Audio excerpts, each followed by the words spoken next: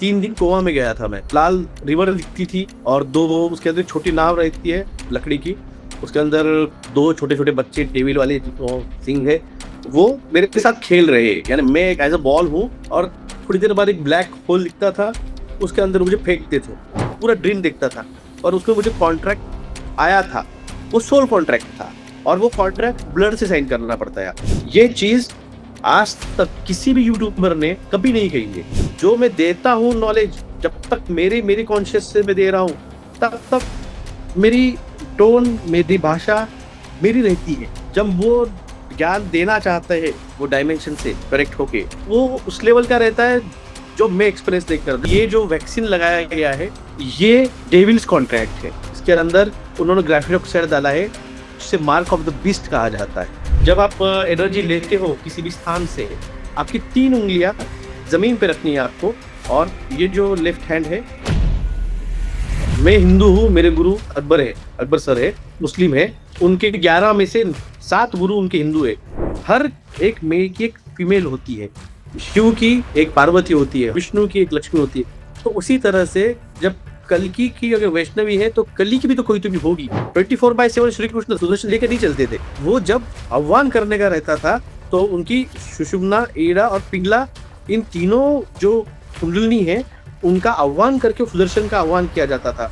शिव जी का जो धनुष्य है वो कि उनका शस्त्र नहीं है, वो उनकी कुंडलिनी एनर्जी जो है। तो ये ईड़ा, पिंगला और सुषुम्ना बड़ी है क्योंकि स्पाइनल कॉर्ड का वो पूरे स्पाइन तक आता है, इसलिए वो बड़ा है। और इसलिए जो छोटे हैं इसलिए वो त्रिशूल है। सोलर फ्लेयर ब्लास्ट जो हो रहे हैं इसकी वजह से आपका चक्रास और आपकी कुंडलिनी और आपका डीएनए अपडेट होता है। ह्यूमन रेजोनेंस होता है पृथ्वी का, वो बढ़ता है और वो बढ़ता है ऑटोमेटिकली आपके हार्ट चक्रा पे उसका असर गिर के आपको करेक्ट करने में, डीएनए को करेक्ट करने में मदद करता है। जब मैं वहाँ पे कानिथनाथ जी के फर्स्ट टाइम जाके समाधि के सामने बैठ के दर्शन करके जब दर्शन किया, वो खुद कानिथनाथ की सेम मूर्ति थी जो मुझे क्रॉस हुई थी। आपको दर्शन हो गए उनके? दिया था 2022 में स्टेटमेंट की मिडिल ईस्ट रहने लायक नहीं रहने वाला है। मक्का मदीना जंगल के अंदर ढक जाएगा, वहां पे बरसात होगी, इतनी बरसात होगी कि वो पूरा अमेज़न बन जाएगा। आज ऐसी हालत है कि दुबई में पानी ही पानी है, ईरान में नदियां बह रही है। जो मिडिल ईस्ट ड्राई था पहले, 27 के बाद में 8 to 9 लेवल के अर्थक्वेक नॉर्थन इंडिया में खास करके भोपाल के ऊपर आने वाले हैं। मैंने 8 महीने पहले कहा था 500 की नोट बंद होने वाली है जून महीने में।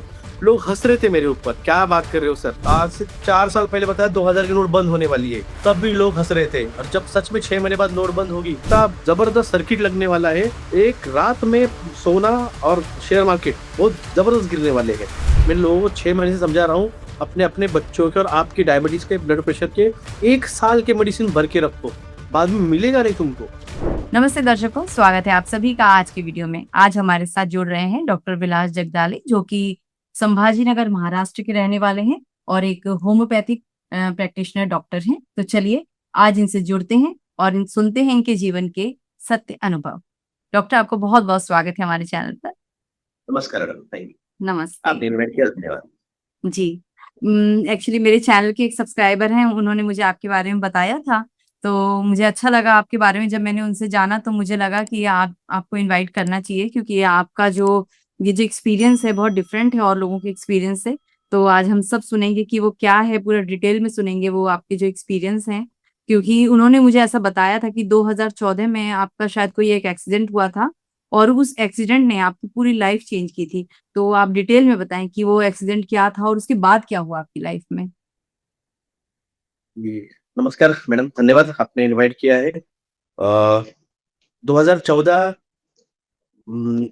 जून, आई थिंक 19 जून 2014, 19 जुलाई हो गया, जून होगा मुझे याद नहीं, अभी जुलाई है, जुलाई था 14 में।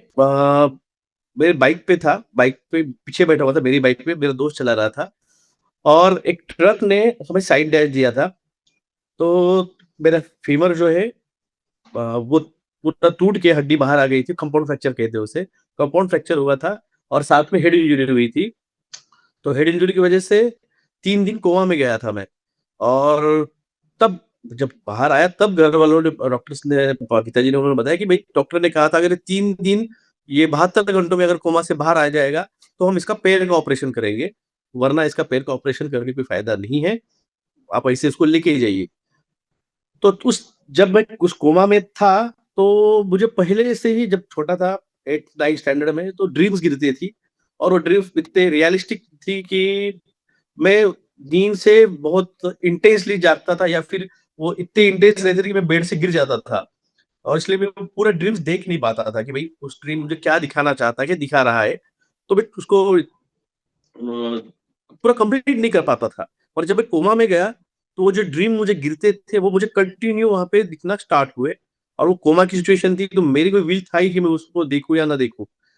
तो उस कोमा के अंदर मुझे लाल रिवर दिखती थी, अ, खून से खून से बहने वाली रिवर, और 2 वो उसके अंदर छोटी नाव रहती है लकड़ी की, उसके अंदर 2 छोटे-छोटे बच्चे टेबिल वाले जो सिंह है, वो मेरे साथ खेल रहे हैं। यानी मैं एक एज़ अ बॉल हूँ और वो अपने एक-दूसरे के साथ वो थ्रो एंड थ्रो करके खेल रहे हैं। और थोड़ी देर बाद एक ब्लैक होल दिखता था, उसके अंदर मुझे फेंकते थे। जब उसके अंदर वो फेंकते थे, तो वो फिर वो डायमेंशंस मुझे तब समझ में नहीं आता था। बाद में जब इसपे मैंने बहुत साल 14 के बाद में जब मैं इसपे बहुत कुछ पढ़ा, बहुत कुछ इसको शेयर किया कुछ गुरुओं के साथ, तो फिर बाद में पता चला कि यार वो डायमेंशन थे। तो मुझे वहाँ पे पहले तो आप नरक कह सकते हैं, जो जो थी वो सिचुएशन, वहाँ पे जलाया जा रहा है, वहाँ पे कोड़े गिर मार रहे हैं, वहाँ पे आपके साथ सुइयाँ चुभा रहे, तलवार से काट रहे। कुछ मैं उस टाइम तो पता नहीं था, मैं कोमा में तो कितनी देर 1 दिन था या 2 दिन था, वो सब पीरियड उसमें हुआ। और मुझे मेरे दोस्त बैठते थे, वो बोलते थे कि डॉक्टर भैया तू पहले दिन जब कोमा में था, पहले और दूसरे दिन तू ऐसा तेरा शरीर हिलता था। तू कोमा में था तो भी तेरा शरीर इतना जर्क करता था। तो मैं भी जब वो सिचुएशन में जा रहा होऊँगा उस पीरियड में से, उस पूरे नरक के कहिए कुछ भी, बैड पैच में से, तो वो आत्मा जब जा रही होगी, शरीर उसको फ़ील कर रहा होगा। ऐसे मुझे तब थोड़ा रियलाइज़ हुआ। तब तो नहीं हुआ था, बाद में जब मैंने गुरुओं के साथ चर्चा की, तब पता चला कि ये तेरा एक्सपीरियंस हुआ। तू जो आत्मा वहाँ पे फ़ील कर रही है, तेरा शरीर यहाँ पे फ़ील कर रहा था। तो उसके बाद में आफ्टर सम टाइम फिर मुझे फिर वो सब नरक-बिरक, ब्लैक डार्कनेस सब निकल गया। फिर पहाड़, ग्रीनरी, और फिर हवा में उड़ना, बादल, ये सब चीज़ें दिखने लगी।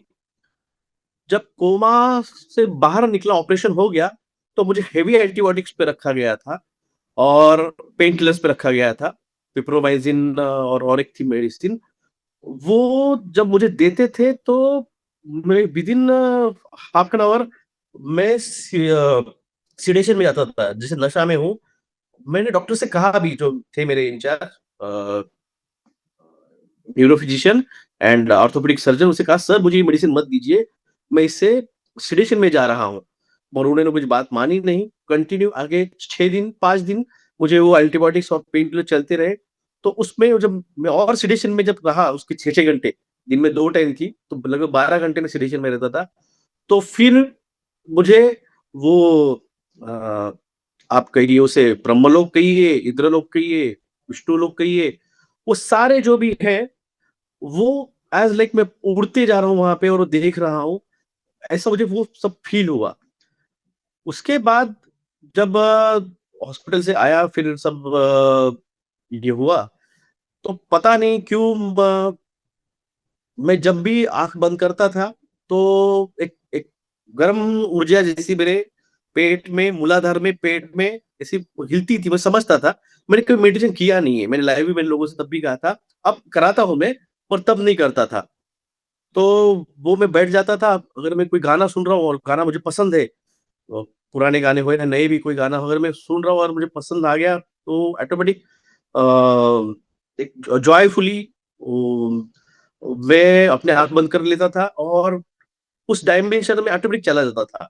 वो सब जो मैंने इसमें देखा था, सेडेशन के सिचुएशन में या फिर कोमा के अंदर, वो मैं जब हैपीली या फिर कोई सैड सॉन्ग है, जो मुझे बहुत बहुत से गाने सैड है मगर अच्छे हैं, पसंद आते हैं, तो वो सुनता था, तो ऑटोमेटिक वो मेरे साथ होता था। 15-16 के बाद में, खास करके 16 के बाद में जब नोटबंदी हुई, तब प्रैक्टिस पे बहुत परिणाम हुआ।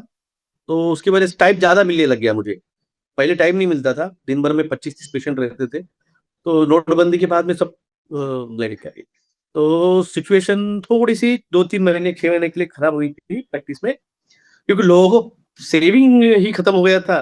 तो और होम्योपैथी ऐसा है कि यहाँ पे इमरजेंसी नहीं है, लेट भी याद किया तो भी चल जाता है। तो उस टाइम पे ज़्यादा टाइम मिलने लग गया, तो और ज़्यादा देर तक मैं वो सुनता था। फिर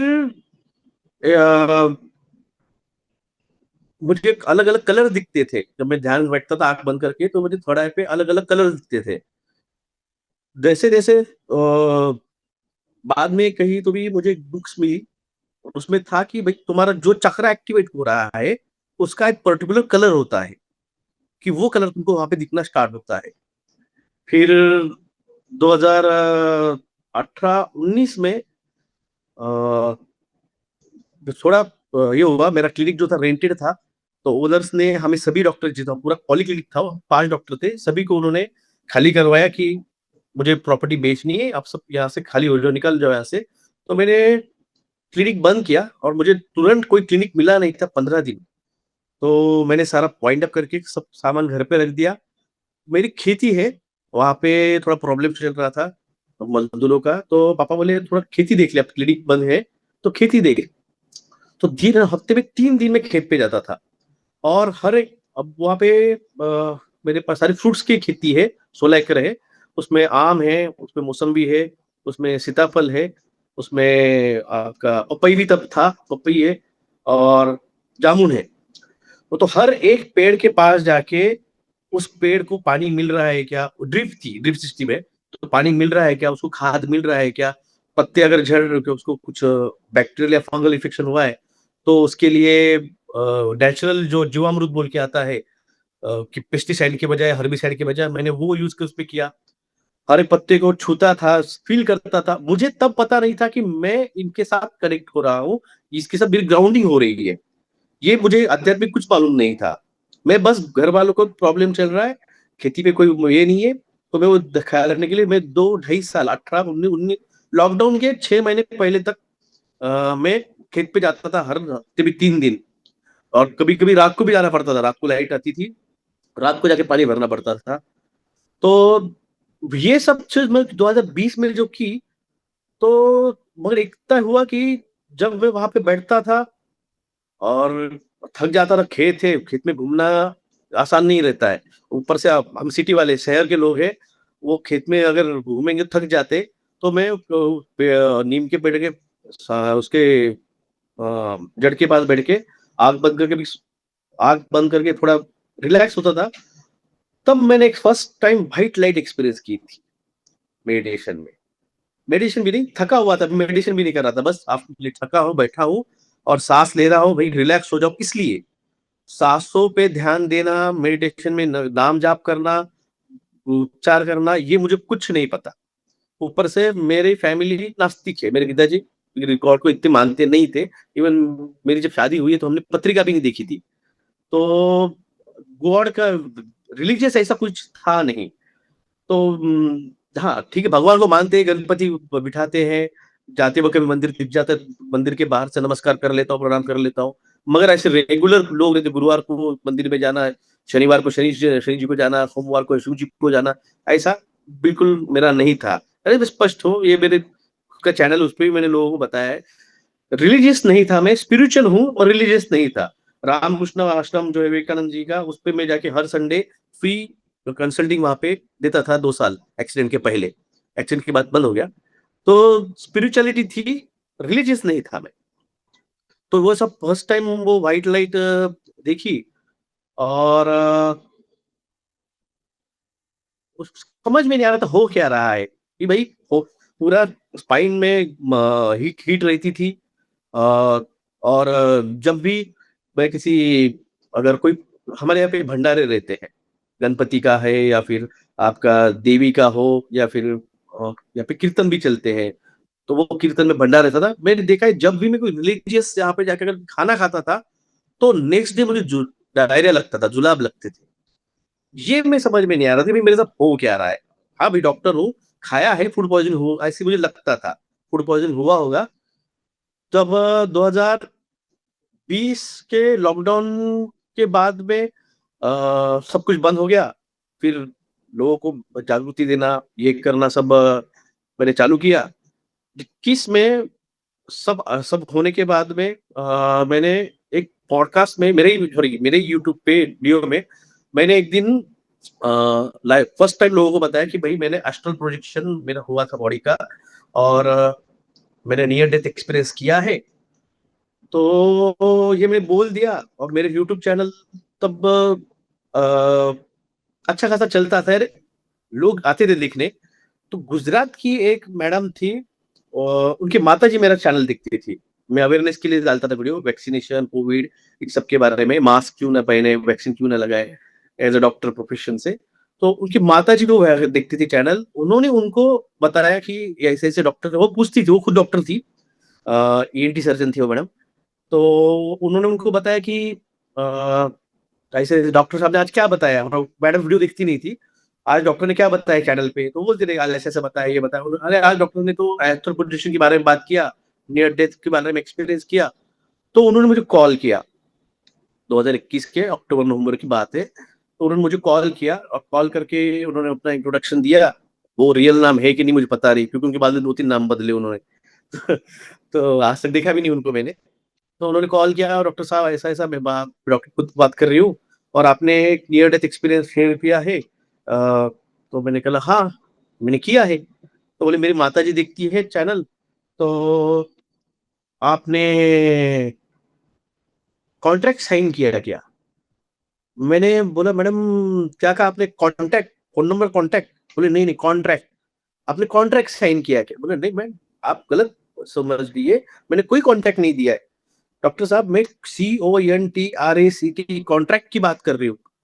अब ये बात है कि मैंने ये वर्ड कभी यूज़ नहीं किया है मेरे लाइफ में, कि मेरे ड्रीम्स में मुझे ड्रीम गिरते थे। भविष्य में जो भी हो रहा है मुझे उस 2020 से 21 के इसमें मुझे ड्रीम गिरते थे, जो भी फ्यूचर में हो रहा है। और तब मैं अब आँखें खोलना छोड़ दिया। मैं पूरा ड्रीम पूरा देखता था। सुबह साढ़े 4-5 बजे से लेके स्टार्ट होते थे, साढ़े 3-4 बजे से। तो 6 बजे मेरी डॉट डील खुलती थी, पूरा ड्रीम देखता था और उसमें मुझे कॉन्ट्रैक्ट आया था। मगर ये मैंने मेरे माँ को भी नहीं बताया, मेरे भाई को भी नहीं बताया, वाइफ को भी नहीं बताया, ना किसी को बताया कि कॉन्ट्रैक्ट मुझे आया है। उन्होंने कहा आपने कॉन्ट्रैक्ट साइन किया क्या? मुझे लगा ये कोई तो साइकिक है जो कुछ तो भी निकाल रही है। मैंने फ़ोन कट कर दिया। उन्होंने फिर से फ़ोन किया, बोले डॉक्टर साहब आप गलत समझ रहे हैं, आपको हेल्प करने के लिए आया हूँ मैं। बोला मैम मैंने अभी आज तक कभी किसी को ये शब्द यूज़ नहीं किया है कि मुझे कॉन्ट्रैक्ट आया है। नहीं, बोले आप कॉन्ट्रैक्ट अगली बार आएगा तो उसे देखिए। बोला ठीक है, आप बोलती हो तो मैं देखता हूँ।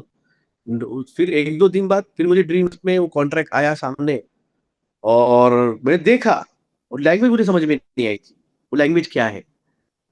और वो फिर उनका नंबर आया था मेरे पास, मैंने कॉल किया, बोला मैडम ऐसा-ऐसा मुझे आज दिखा है कॉन्ट्रैक्ट, लैंग्वेज मुझे समझ में नहीं आ रही है। तो वो बोले आप बस इतना कहिए कि भगवान से मैं कॉन्ट्रैक्ट पढ़ना चाहता हूँ, आप मुझे जो समझे उस भाषा में उसको रिप्रेज़ेंट कराइए। वो हिंदी होगा, मराठी होगा, इंग्लिश होगा, आप ये रिक्वेस्ट कीजिए तो आपको उसका कोड खुल जाएगा। ठीक है, फिर 1-2 दिन बाद फिर से वो कॉन्ट्रैक्ट सामने आया। मैंने कहा जैसे उन्होंने कहा था कि अब आप प्रे कीजिए, मैंने प्रे किया तो कॉन्ट्रैक्ट मुझे मराठी में पूरा लिख के आया सामने। वो सोल कॉन्ट्रैक्ट था। मेरे प्रीवियस बर्थ का मैंने इस बर्थ में आने के लिए जो किया था वो सोल कॉन्ट्रैक्ट वो मराठी में था। अब उसको साइन करूँ या ना करूँ, ये मुझे समझ में नहीं आ रहा था। तो उन्होंने मुझे फिर से कहा कि आप उसको कीजिए, कोई टेंशन मत लीजिए, आप कीजिए। मुझे 3 महीने लगे खुद को कन्विंस करने के लिए कि मैं उसको करूँ कॉन्ट्रैक्ट साइन। मैं बोला मैडम मेरे कुछ सवाल है अभी भी उसको नहीं कर पा रहा हूँ कि मेरे बचपन से एक ड्रीम आता है। अभी उसका जवाब उन्होंने दिया तब वो एज़ अ गुरु आए थे मेरे पास। मेरी जो सोल जर्नी है उसको पूरा आगे क्योंकि रुक गई थी। मैं मेरे हमेशा ड्रीम में देखता था कि मैं एक बंद किले में हूँ और किले के कोई भी रास्ता एग्ज़िट नहीं है। मैं एक घोड़े पे हूँ, मेरा घोड़ा है सफ़ेद वाला, मेरे हाथ में एक मशाल है, पूरा अंधेरा है किले में और मैं उस किले के पूरे इर्द-गिर्द ढूँढ रहा हूँ रास्ता बाहर जाने का। और बाहर से लोग या फिर सैनिक जो है वो हमला कर रहे हैं, आक्रमण कर रहे हैं उस किले पे। मैं जब से मुझे याद है मैं 5th स्टैंडर्ड 6th स्टैंडर्ड से ड्रीम था मेरा और अभी भी गिरता था 2020 तक गिरता था, 21 तक गिरता था मुझे वो।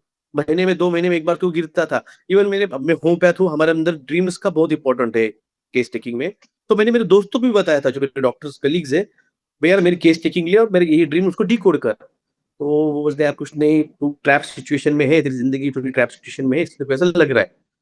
तो मैंने मैडम से कहा, मैडम ऐसा-ऐसा मुझे ड्रीम आ रहा है, बचपन से आ रहा है। तो उन्होंने कहा ठीक है, आप एक कीजिए, आप उस किले के आप सब घूम लिया किला, मतलब सब घूम लिया है। आप किले के बैक डोर में जाइए, वहाँ पे एक अंदर जाने वाला रास्ता है। अब देखिए ड्रीम मेरा है, ये मैं बचपन से देख रहा हूँ और उनका कोई संबंध ही नहीं है कि मैं उसको बता रहा हूँ किला ऐसा-ऐसा है। उन्होंने कहा आप बैक डोर में जाइए, बैक डोर से आप नीचे जाएँगे अंडरग्राउंड, वहाँ पे आपको एक एग्ज़िट डोर मिलेगा। मैं सच में उन्होंने कहा ड्रीम मेरा है, मैंने आज तक कभी उस तरह देखा ही नहीं था। मैं गया वहाँ पे और सच में वहाँ मुझे डोर दिखा। यानी ये एक्सपीरियंस, मैं एक साइंटिफिक डॉक्टर हूँ, मैंने साइंस लिया था 10th-12th में, एंट्रेंस दी, मेडिकल में एडमिशन लिया, एनाटॉमी, फिजियोलॉजी, साइकोलॉजी सब पढ़ा है, एमडी किया, एमडी में साइकोलॉजी भी आया, एनालिसिस भी आया। तो यार मैं बोला ये कैसे हो सकता है कि मेरा ड्रीम इनको कैसे क्या एनालाइज़ हो रहा है कि यहाँ पे आप जाइए। तो मैं वहाँ पे गया, वहाँ पे डोर दिखा, डोर खोला, वहाँ पे एक एक रिवर जैसे था। मैं फिर उनको उस नेक्स्ट डे फ़ोन किया, मैंने मैडम ऐसा-ऐसा है, वहाँ पे मुझे पानी दिख रहा है। बोले वहाँ पे एक बोट भी है, आप उस बोट में बैठ जाइए और निकल जाइए वहाँ से। मैं बोट में बैठ के वहाँ से निकल गया। फिर अ, फिर ये 1 डेढ़ महीना बस वो बोट से बाहर निकला, मेरा पूरा सब साउंड हो गया। फिर उस बारे में कोई ड्रीम नहीं आते थे। फिर फ्यूचर में जो होगा, फ्यूचरिस्टिक इवेंट उसके आते थे। फिर बाद में फिर से एक ड्रीम चालू हो गया। मैं दौड़ रहा हूँ एक रेगिस्तान में, 2022 के स्टार्टिंग में। मैं दौड़ रहा हूँ एक रेगिस्तान में और रेगिस्तान में एक टीला है और टीले पे कोई तो भी खड़ा है। एक फीमेल स्ट्रक्चर कोई तो भी खड़ी है। बस वहाँ तक ही जा रहा हूँ और ड्रीम मेरा खत्म हो रहा था।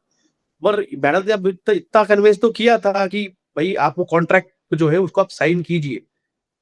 तो उनसे उन्होंने फिर उनसे मैंने कहा कि मुझे ऐसे-ऐसे कलर दिखते थे और ये सब मुझे लाइट वगैरह दिखता था। तो उन्होंने कि आपका जो चक्रास है वो एक्टिव हुए हैं और आपका जो सहस्त्रार चक्रा है, उसकी वजह से आप वो व्हाइट लाइट देख पा रही है। मगर इतना तब वो टाइम तक क्या होता, मैंने इधर स्वामी विवेकानंद जी की किताबें पढ़ ली थी, तो वो सब जो है चक्रा वगैरह इसकी थोड़ी बार आइडिया आ गई थी कि 7 चक्रा होते हैं, एक कुंडलिनी के, उनके चक्रास के कलर होते हैं और फिर वो एक्सपीरियंस में ले रहा था कि कौन से चक्रा में कौन-सा दिखता है कलर और क्या दिखता है। इवन जब व्हाइट लाइट मुझे जब इसमें दिखने लग गई थी खेतों में, तब मुझे सहस्त्रार्थ का वो जो कमल है, अलग सहस्त्र कमल, वो भी दिख गए थे। 2020 में जुलाई महीने में 14 जुलाई को आई थिंक सुशांत सिंह राजपूत ने जो मौत की, आत्महत्या की न्यूज़ आई और मैं मूवीज़ इतने देखता नहीं हूँ। पहले था पहले, अब छोड़ दिया है। तो जब से इल्यूमिनाटी वगैरह ये सब पता चला है कि यार ये सब कर रहे हैं 2012-13 के बाद में, तब से मूवी देखना छोड़ दिया। तो उस सुशांत सिंह राजपूत का ट्वीट देखा मैंने कुछ और वो ट्वीट देख के मैं उसका ट्वीट देखे, इंस्टाग्राम देखा और मैंने कहा ये बंदा तो यार कुछ तो भी अलग है। क्योंकि उसने जो ट्वीट किए थे, उस ट्वीट के अंदर उसने सहस्त्रार्थ चक्रास का ट्वीट किया था एक। वो पिक्चर जो है वो सहस्त्रार्थ चक्रा का था। एक ट्वीट जो किया था उसने गॉड पार्टिकल का था। जो अपना एक्स क्रोमोसोम जो होता है यहाँ पे, उसको गॉड पार्टिकल था जहाँ से आप रिलीजियसनेस एंड स्पिरिचुअलिटी कनेक्ट करते हैं गॉड के साथ। अब जो कहते मेडिटेशन में हम ध्यान करते तो भगवान से कनेक्ट कर लेते हैं, तो कनेक्शन जो होता है वो उस गॉड पार्टिकल से होता है। उसने गॉड पार्टिकल का भी ट्वीट किया था। तो मैंने फिर कहा था कि ये बंदा सच में बहुत जीनियस था। इसको इसने स्पिरिचुअलिटी मेंशन की है उसके ट्वीट्स के अंदर और इंस्टाग्राम पे। सहस्त्रार्थ में कौन से कलर्स दिखते हैं, सहस्त्रार्थ में 8 चक्रा में कौन से आपके डायमेंशन खुलते हैं और वहाँ पे किस तरह से आपको गॉड दिखता है। जिस तरह से लोग कहते हैं कि भगवान की मूरत ऐसी है, वो तो वैसी नहीं है, वो तो एक सिर्फ़ तेज पुंज के रूप में है, व्हाइट लाइट के स्वरूप में है। जब आप पृथ्वी मैडम ने और मुझे थोड़ी-सी जब हेल्प की थी, तो मैं और उस व्हाइट लाइट तक तो व्हाइट लाइट देख रहा था। जैसे आपको एक सूरज दिख रहा है या फिर किसी मंदिर के ऊपर एक लाइन चलता हुआ दिखता है, वैसे दिख रही थी मुझे, मगर कभी उस तक गया नहीं था मैं। मैडम ने और थोड़ी हेल्प की, तो मैं उस लाइट तक जाके, उसके लाइट के अंदर जाके उस गॉड तत्व को अनुभव करने की मदद मुझे मैडम से हुई। और मुझे कोई ये नहीं कि मुझे उन्होंने हेल्प की है, वो गुरु तत्व है, गुरु ने मदद की है, उनको लगा मैं उस लेवल का शिष्य हूँ, तो उन्होंने मुझे गाइड किया। 2023 में मुझे मेरे खुद के जो अभी गुरु है वो मुझे मिले, उन्होंने फिर मुझे गुरु दीक्षा भी दी और गुरु मंत्र देके मुझे गुरु में जो है माँ है ये भी दी। तो फिर 2023 में ऑफिशियली एज गुरु शिष्य परंपरा में मैं एंटर किया। मगर इस जर्नी के अंदर पता नहीं कहाँ से मुझे जो भी नॉलेज मैं बहुत दिया है लोगों को कि आप ग्राउंडिंग कीजिए, और आप जब जाते हो मंदिरों में, तो आप उस मंदिर की जो एनर्जी है वो आपको लेनी है। उसके लिए आप उस पे ध्यान में बैठ के उस मंदिर की एनर्जीज को, और जो भी मंदिर है, मस्जिद है, गुरुद्वारे है, वो एक एनर्जी हाउस है। वो यूनिवर्स की एनर्जी उस मंदिर में, गर्भगृह में उसको लाने के लिए वो बनाए गए हैं। ये नॉलेज पता नहीं मुझे किसने दिया था, नहीं दिया था, मगर 2022 में फिर लोगों को मैंने बताना स्टार्ट किया, भाई ये सब है जो मुझे आ रहा है। जब मैं बैठता हूँ आँख बंद करके तो मुझे ये सब आ रहा है कि ये सब ऐसे-ऐसे होता है, ये प्रोसीजर ऐसी चलती है। मंदिरों के साथ फिर dimension speed, first dimension atoms होते हैं, मॉलिक्यूल्स होते हैं, सेकंड डायमेंशन कुत्ते, बिल्ली, जानवर, ये सेकंड डायमेंशन की चीज़ें हैं। हर डायमेंशन में अपना डीएनए, ह्यूमन डीएनए आता है और हम आते हैं। जब हम इन पूरे तो के साथ कनेक्ट कर लेते हैं, 4 dimension is a travel to the future, और 5th डायमेंशन जो भविष्य होने वाला है, वो चीज़ें 5th डायमेंशन में आती है। फिर ऐसे 6, 7, 8, 9, 10 डायमेंशंस जो मुझे आए, तब मैंने लोगों को बताए। अगर आप मुझे आज पूछोगे, तो मुझे वो आपको मैं नहीं बता पाऊँगा। तब मैं आया था, वो तत्व आया था मेरे अंदर बताने के लिए। आज भी मैं कभी-कभी आता हूँ लाइव, मेरा यूट्यूब चैनल है, उस पे लाइव आता हूँ, तो जो मैं देता हूँ नॉलेज, जब तक मेरी कॉन्शियस से मैं दे रहा हूँ, तब तक मेरी टोन, मेरी भाषा मेरी रहती है।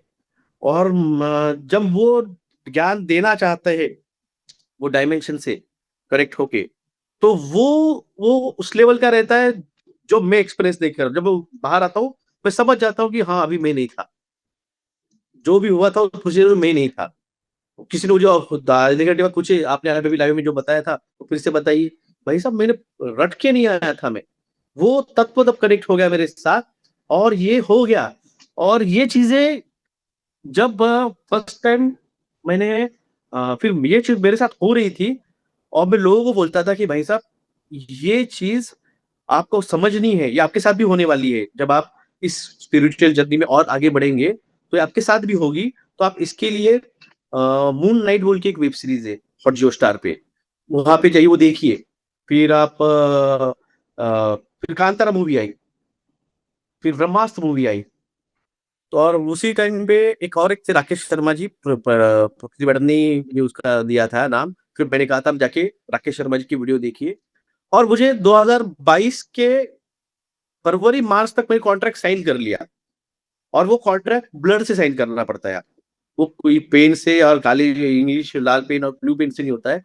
वो आपको आपके ब्लड के साथ साइन करना पड़ता है। सोल कॉन्ट्रैक्ट होता है। ये आप उस तक जब हाईएस्ट लेवल पे पहुंचते हो आपके जीवन के उद्देश्य के, तो आपको वो चीज़ मिलती है। ये मुझे बाद में समझ में आया, जब प्रकृति मैडम ने आए और मुझे बताया कि आपने कॉन्ट्रैक्ट साइन किया क्या। ये चीज़ आज 2022 तक किसी भी यूट्यूबर ने कभी नहीं कही है, वो सोल कॉन्ट्रैक्ट के बारे में। और ये मैं जानता था, पर मैंने बताई नहीं थी, कि मुझे ही नहीं पता था वो है क्या? वो कॉन्ट्रैक्ट आ रहा है सामने, वो है क्या वो? जब उन्होंने बताया सोल कॉन्ट्रैक्ट होता है, आपके आपके प्रीवियस बर्थ में आपने इस जन्म में जो करने के लिए, उस देश के लिए आप आए वो आपको मिलता है। फिर जब प्रकृति मैडम मिले, तो मैं मेरे प्रीवियस बर्थास में देखना स्टार्ट कर दिया था। तो मेरे 7th बर्थ में देख चुका हूँ कौन-कौन से थे, ये 8वाँ या आखिरी ये पता है। मुझे मेरे कुंडली के अंदर ये पता नहीं था कि मेरा ये आखिरी है। मुझे ये आया था कि तेरा आखिरी है, तो तुझे ये हाईएस्ट कर्मा करना है। तुझे जितने हो सके उतने आत्माओं को बचा, क्योंकि ये जो वैक्सीन लगाया गया है, इस पे ये डेविल्स कॉन्ट्रैक्ट है, क्योंकि इसके अंदर जो mRNA वैक्सीन लगा है, ये इसके अंदर उन्होंने ग्राफीन ऑक्साइड डाला है, जिसे मार्क ऑफ द बीस्ट कहा जाता है। ये इनके बाइबल के अंदर भी लिखा हुआ है, और मुस्लिम धर्मों के कुरान में भी लिखा हुआ है इसके बारे में। तो ये सब मुझे पता था ये चल रहा है, ये भी समझ में आया कि ये युग का अंत है। 2022 तक मैंने ये बोल दिया था कि ये युग का अंत है, ये कलयुग की खत्म हो रहा है, ये कल्कि और वैष्णवी का आने का टाइम पीरियड है। तब तक वैष्णवी के बारे में कोई बात नहीं कर रहा था, सब कल्कि के बारे में बात कर रहे थे। वैष्णवी का रोल इसमें किसी को पता ही नहीं है महाभारत, इस कल्कि महाभारत के अंदर। यहाँ पे ये जो मेरे स्पिरिचुअल जो मैंने एक्सपीरियंस लिए, जो मुझे आए अनुभव, जो मैसेजेस आए, लोग भूल गए हैं वैष्णवी देवी का अवतरण इस पृथ्वी पे सबसे महान जो राक्षस रहेगा उसका अंत करने के लिए। और यहाँ इस युग का सबसे महान अगर कोई राक्षस, महान रावण महान था, कंस महान था, बलाढ्य थे वो, उनको आप ये नहीं कह सकते वो महान कैसे कह रहे हो आप, वो महान थे। मरने के बाद उन्हें डायरेक्ट मुक्ति मिली है, क्योंकि वो जय विजय के अवतार थे यहाँ पे, और विष्णु जी का अवतरण के लिए उनको भेजा गया था, तो वो महान थे। तो सबसे महान अगर कोई होगा बड़ा वाला, तो वो कली है। कली जितना तो कोई पावरफुल और है ही नहीं। और जब यहाँ पे मेरे एक दोस्त थे, अभी वो नहीं रहे, अभी 2 साल पहले उनका हार्ट अटैक से एक्सपायर हो गए वो। हम यात्रा पे निकले, ये यात्रा ऊपर वाले ने करवाई मेरे से उस एनर्जीज लेने के लिए, और तभी मुझे पता चला कि मंदिरों में एनर्जी होती है। ये जो माला आप देख रही है मेरी गली में, ये आपको पूरी पूरी की पूरी जो है, ये आपको ट्रांसपेरेंट दिख रही होगी अभी। ये इस व्हाइट कलर की थी, पूरी सीमेंट कलर की थी। जब मैंने इसको धारण किया, और गुरुजी ने बताया था जब तुम एनर्जीज लोगे तो तुम्हारे अंदर की जितनी भी निगेटिविटी है वो ये माला अपने अंदर एब्जॉर्ब कर लेगी और इसका कलर चेंज होगा। तो ये माला पहन के जब मैंने फर्स्ट टाइम गुरु मंत्र लिया, और हम्पी के लिए गया था मैं, हम्पी गए, हम्पी से फिर आते वक्त मैंने हमारे महाराष्ट्र की जो कोल्हापुर की देवी है महालक्ष्मी, वहां पे गया। फिर वहां से ज्योतिबा बोल के एक मंदिर है, शिव जी का ही अंश है वहां पे। फिर एक शिव जी के दूसरे अंश है बाड़ू बाबा बोल के, उनके वहां पे। और फिर वहां से आते वक्त और एक संत है गोदुलेकर महाराज, मैंने उनका नाम नहीं सुना, जिंदगी में नहीं सुना।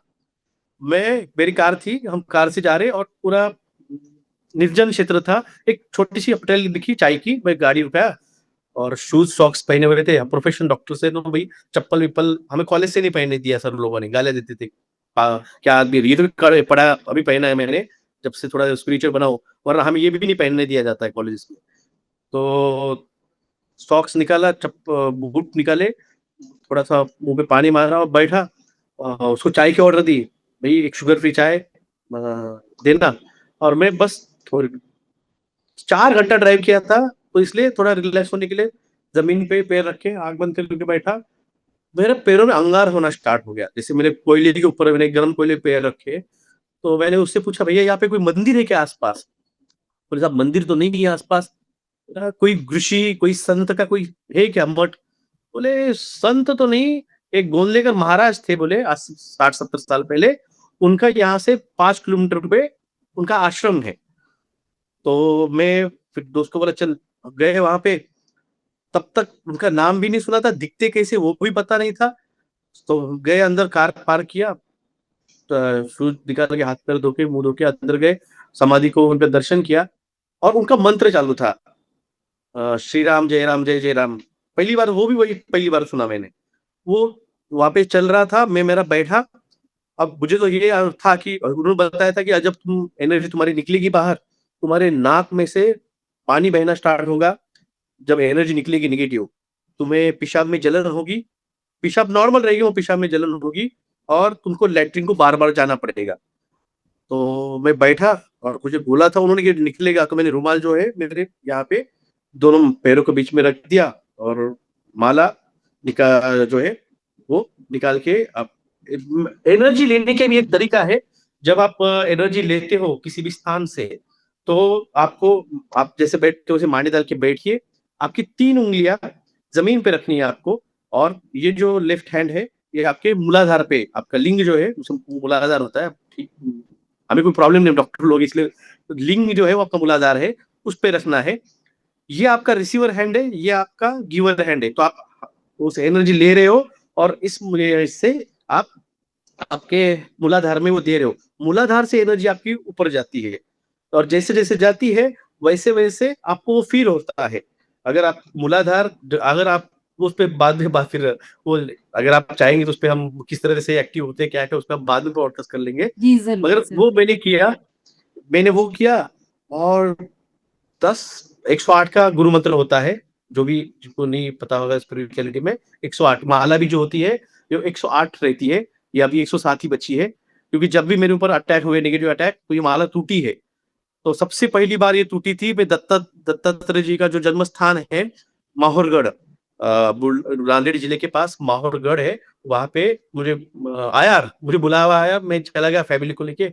वो वहाँ पे गया और गुरु दत्तात्रेय जी का ऐसे दत्तात्रेय जी का ये है जन्म स्थान और यहाँ पे ऐसे उसको टेक में बैठा था और माला मेरे हाथ में थी और मैं उसका मंत्र जाप कर रहा था, एनर्जी माला में ले रहा था कि उसको डाल दूं बाद में। और जैसे उठा मैं, माला टूटी हुई थी। यानी उसको तोड़ने वाला कोई वैसे नहीं किसी ने हाथ में उसको छेड़ा है, काटा है या फिर किसी कुत्ते पे अटकी थी और टूट गई।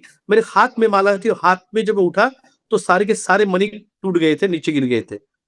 मेरे साथ पहली बार हुआ था। मणि माला पहन के 7 ही दिन हुए थे। मेरे मेरे गुरुजी उनको फ़ोन किया सुबह-सुबह 7:30 बजे, "गुरुजी ऐसा-ऐसा हुआ है और माला टूट गई है।" तो बोले, "बेटे तेरे पे बहुत ज़बरदस्त अटैक हुआ था, नेगेटिव अटैक और वो माला ने तेरे ऊपर ले लिया है। गुरु जब बनाते हैं आप, तो आप पे आने वाला हमला, आप पे आने वाला अटैक, ये आपके पहले गुरुओं पे जाता है। वो उसको शिथिल करता है और आप पे सिर्फ उसका इम्पैक्ट गिरता है। तो ये मेरे लिए भी नया था। मेरे गुरुजी मुझे ढूँढते हुए आए। मैं गुरु के पास नहीं गया। उनके गुरु थे, वो शंकर गुरुजी, वो एक्सपायर हुए पिछले साल। उम्र हो गई थी 85 प्लस हो गए थे वो। तो उनको आया था कि डॉक्टर जगदाड़े ऐसे-ऐसे संभाजी नगर में हैं, उनको शिष्य बनाना है। तो वो उम्र से ज़्यादा थे, उन्होंने उनके जो शिष्य थे, जालना में है वो। अ, मैं हिंदू हूँ, मेरे गुरु अकबर सर है, मुस्लिम है। उनके 11 में से 7 गुरु उनके हिंदू है। वैसे शंकर गुरुजी उनके गुरु थे और ये उनके शिष्य थे। तो उनको उन्होंने आदेश किया कि जाके विलास को ऐसे-ऐसे तुम गुरु दीक्षा दो। तो उन्होंने मुझे दी और ये टूटी माल।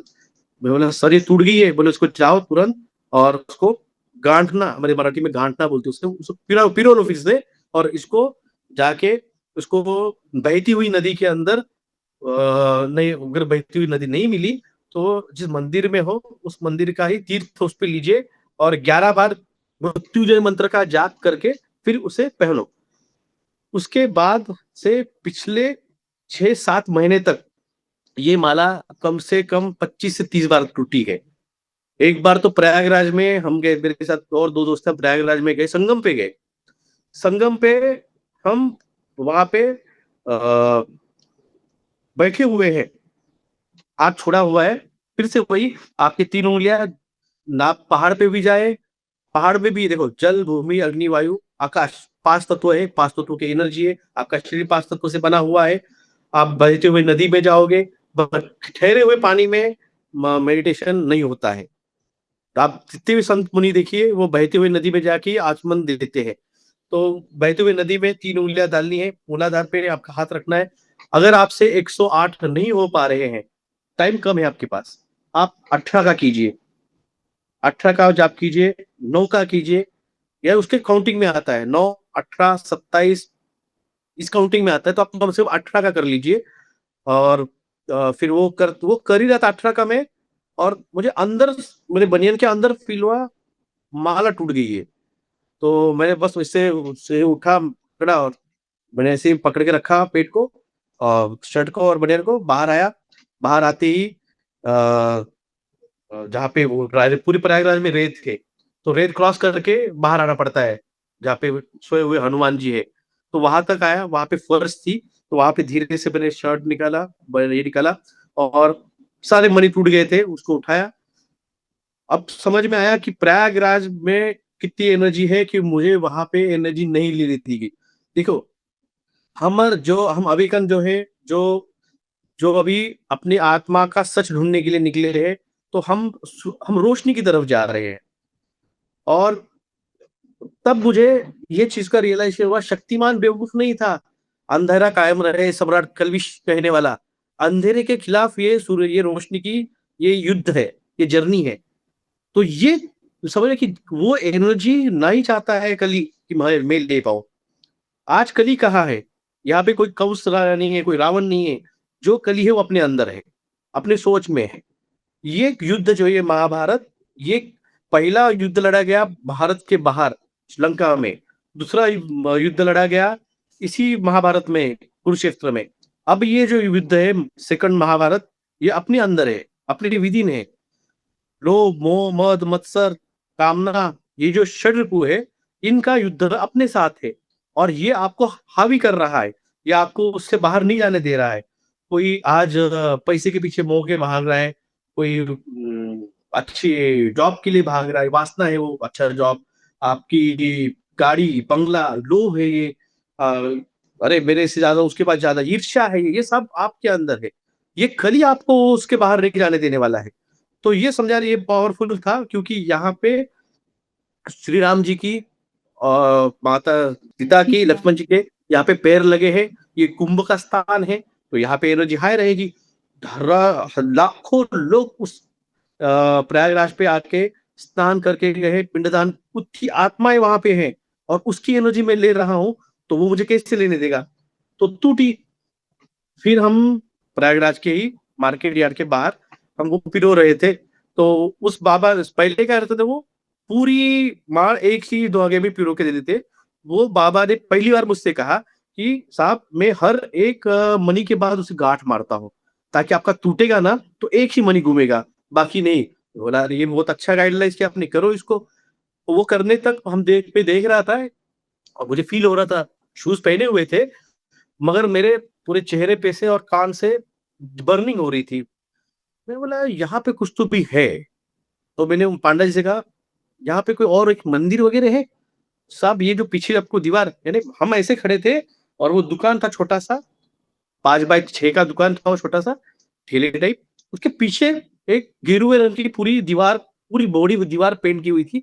बोले यही तो मंदिर है बोले। बोले कौन-सा मंदिर है? बोले माँ का सती का हृदय की ऊर्जा जहाँ पे गिरी है, ये वो स्थान है।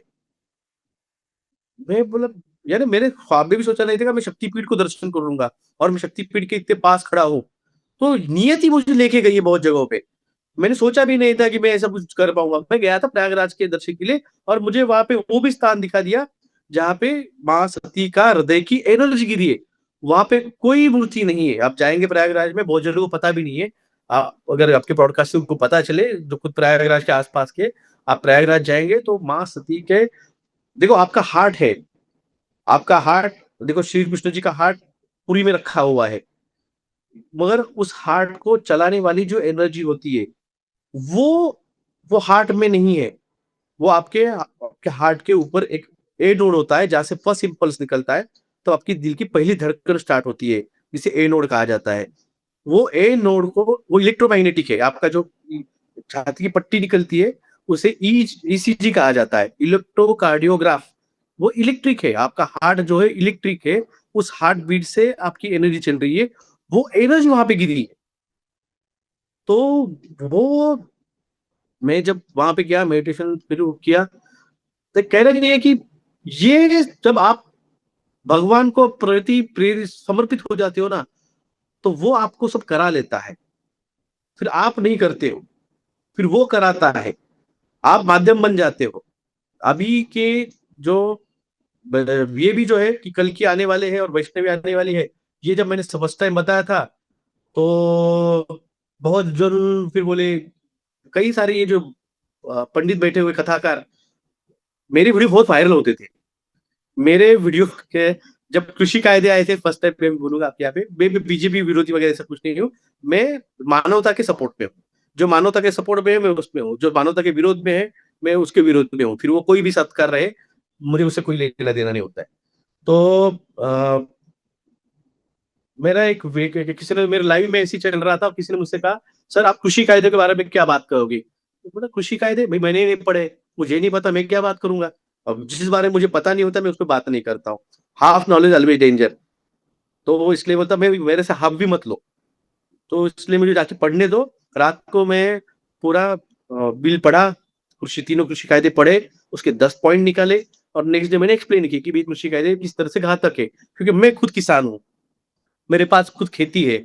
लोगों को 7/12 जो आता है, जैसे आपका घरे का ये रहता है पीआर कार्ड, तो वैसे ही ज़मीन का 7/12 आता है। वो 7/12 कैसे पढ़ना रहता है? 7/12 के पहले क्या था? खासरा पत्रक था।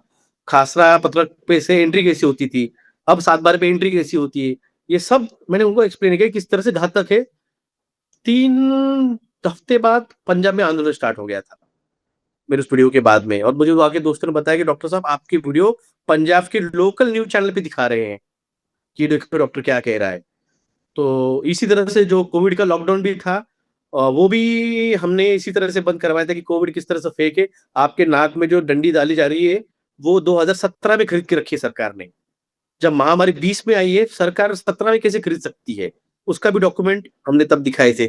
तो पंजाब में सबसे पहले विरोध हुआ था, लठ मार-मार के भगाए थे और आरटी-पीसीआर टेस्टिंग करने वालों को। तो ये सारी चीज़ें मैं लोगों को पहले ही सब ये बताया कि वायरस क्या है, वैक्सीन क्या है, ये सब क्या है। और कोई नहीं पीता था बीच-बीच में। आपके ब्रेन के अंदर एक गॉड जीन है, एक्स कहा जाता है उसे, और ये वैक्सीन्स उस गॉड जीन को खत्म करेगी। अगर मैं लोगों को तब जाके बोलता था कि आप आओ बैठो मेरे साथ मेडिटेशन करो, रिलीजियसनेस सुनो, को डायमेंशन सुनो, लोग बोलते थे पागल है, ये डॉक्टर आदमी है और ये क्या रिलीजन की बातें कर रहा है। पहले लोगों का रिलीजन बचाया, जिन्होंने वैक्सीन लिए है उनके गॉड जीन डिस्ट्रॉय हो रहा है स्लोली स्लोली स्लोली। तो वो रिलीजियसनेस से दूर जा रहे हैं। पहले रिलीजियसनेस बचाओ। धर्म क्या है? उस परमात्मा तक पहुंचने का एक रास्ता है।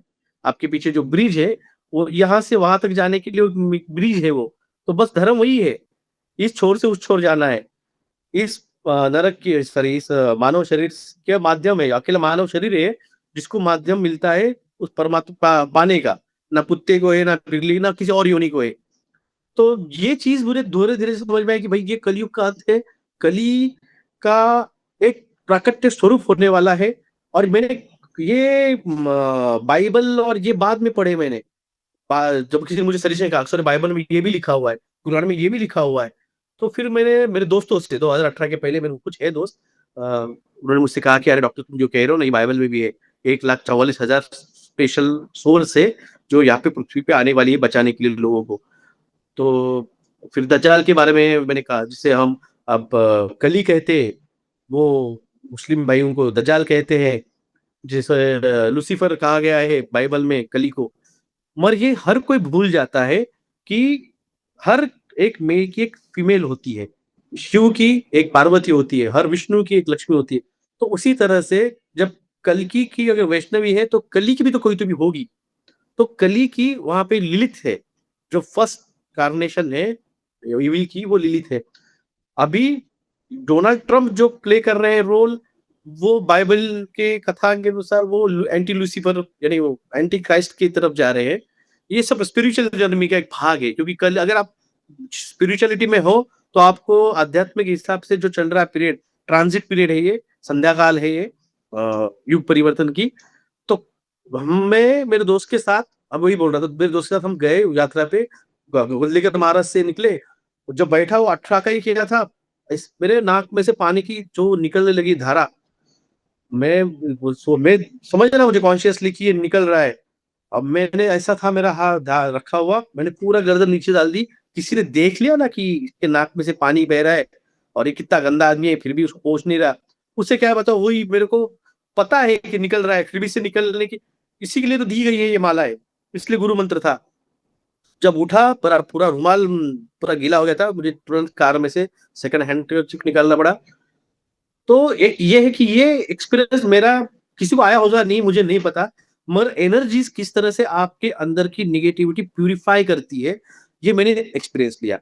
फिर जब मैं वहां से निकलते थे, तो मुझे अगर मैं 2-3 मंदिर कर लूं मेडिटेशन, मुझे तुरंत, ये तो मेरे साथ जो भी बहुत सारे मेरे, जब आप डालेंगे तो किरण सर खुद जो है जिन्होंने आपको नंबर दिया है, ऐसे बहुत से लोग हैं जो मेरे साथ यात्रा पे आए, उन्होंने देखा है। मैं 2 से 3 मंदिर में मेडिटेशन के बाद मुझे तुरंत लैट्रिन ढूँढना पड़ता है, टॉयलेट ढूँढना पड़ता है। इतनी बर्निंग होती है पेट में और इतनी लिक्विफाई डायरिया होता है 2-3 बार। मुझे बाहर आके तुरंत सोडा या फिर नींबू पानी ये पीना पड़ता है, तब जाके थोड़ा वो बैलेंस होता है। एक्सट्रीम एनर्जी रहती है। और वो जो मेरे साथ रहते हैं, जो सब ट्रैवल करता है, तो ये एक्सपीरियंस मेरे एक चैतन्य बोल के मुंबई का, उसने एक्सपीरियंस किया था। हम जा रहे थे मध्य प्रदेश कार से मेरे, और वो मैं लाइव कर रहा था, वो मेरे बाजू वाले सीट पे बैठा हुआ था कार में। उसने कहा, "सर आप क्या कर रहे हैं अभी?" "कुछ भी नहीं कर रहा हूँ।" तो मेरे दिमाग में सिर्फ कार चला रहा था और मेरा गुरु मंत्र कर रहा था, मन के मन। मैंने कुछ नहीं कर रहा हूँ, मैंने तो बोला नहीं गुरु मंत्र कर रहा हूँ, कुछ नहीं कर रहा मैं। अरे सर, आप कुछ तो भी हो रहा है आपके साथ, बोले मेरे तलवों में, मेरे पैर के तलों में आग हो रही है, बोले आपके बाजू में बैठा हूँ तो। तो ये एक्सपीरियंस होता है जब आप जब आपकी एनर्जी अपडेट करते हो, वो किसी और को भी वो अपडेट कराती है। इसीलिए आप देखिए, बड़े-बड़े जो आध्यात्मिक गुरु है, कोई भी हो, मुस्लिम हो, हिंदू हो, जैन हो, वो पैर आपको नहीं छूने पैर नहीं देते। छूने देते। हाँ। वो आपको पैर नहीं छूने देते। बड़े-बड़े एक्टर्स, बड़े-बड़े पॉलिटिशियंस, वो आपको हाथ नहीं मिलाते। एनर्जी ट्रांसफर होती है।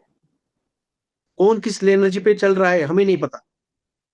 तो ये चीज़ है, जब फर्स्ट टाइम जब मैंने लोगों को बताई, भैया ऐसे-ऐसे एनर्जी काम करती है, तो पूरा यूट्यूब उसके बाद में सब कंटेंट वही से 22 के बाद तो वही चल रहा है यूट्यूब पे। मगर बाद में क्या हुआ, लोग है ना गलत इन्फॉर्मेशन देने लग गए कि कल्कि ऐसा है, कल्कि वैसा है। कई सारे कल्कि बन गए, टीवी पे आ गए। एक आईआईटी जी, वाला मामा भी आ जी, गया कल्कि बन के। जी, जी, जी। मैं बोला, हुँ, यार ये तो, मैं बोला, फिर उसका पूछा, सर ये क्या हो रहा है? तब मैंने कहा, देखो भाई साहब, मेरे को इतना समझ में आ रहा है, हर कृष्ण के युद्ध में, महाभारत के उस कुरुक्षेत्र में जाने के पहले एक पौंड्रक आता है। तो इस बार कई पौंड्रक है, बस फ़र्क इतना है।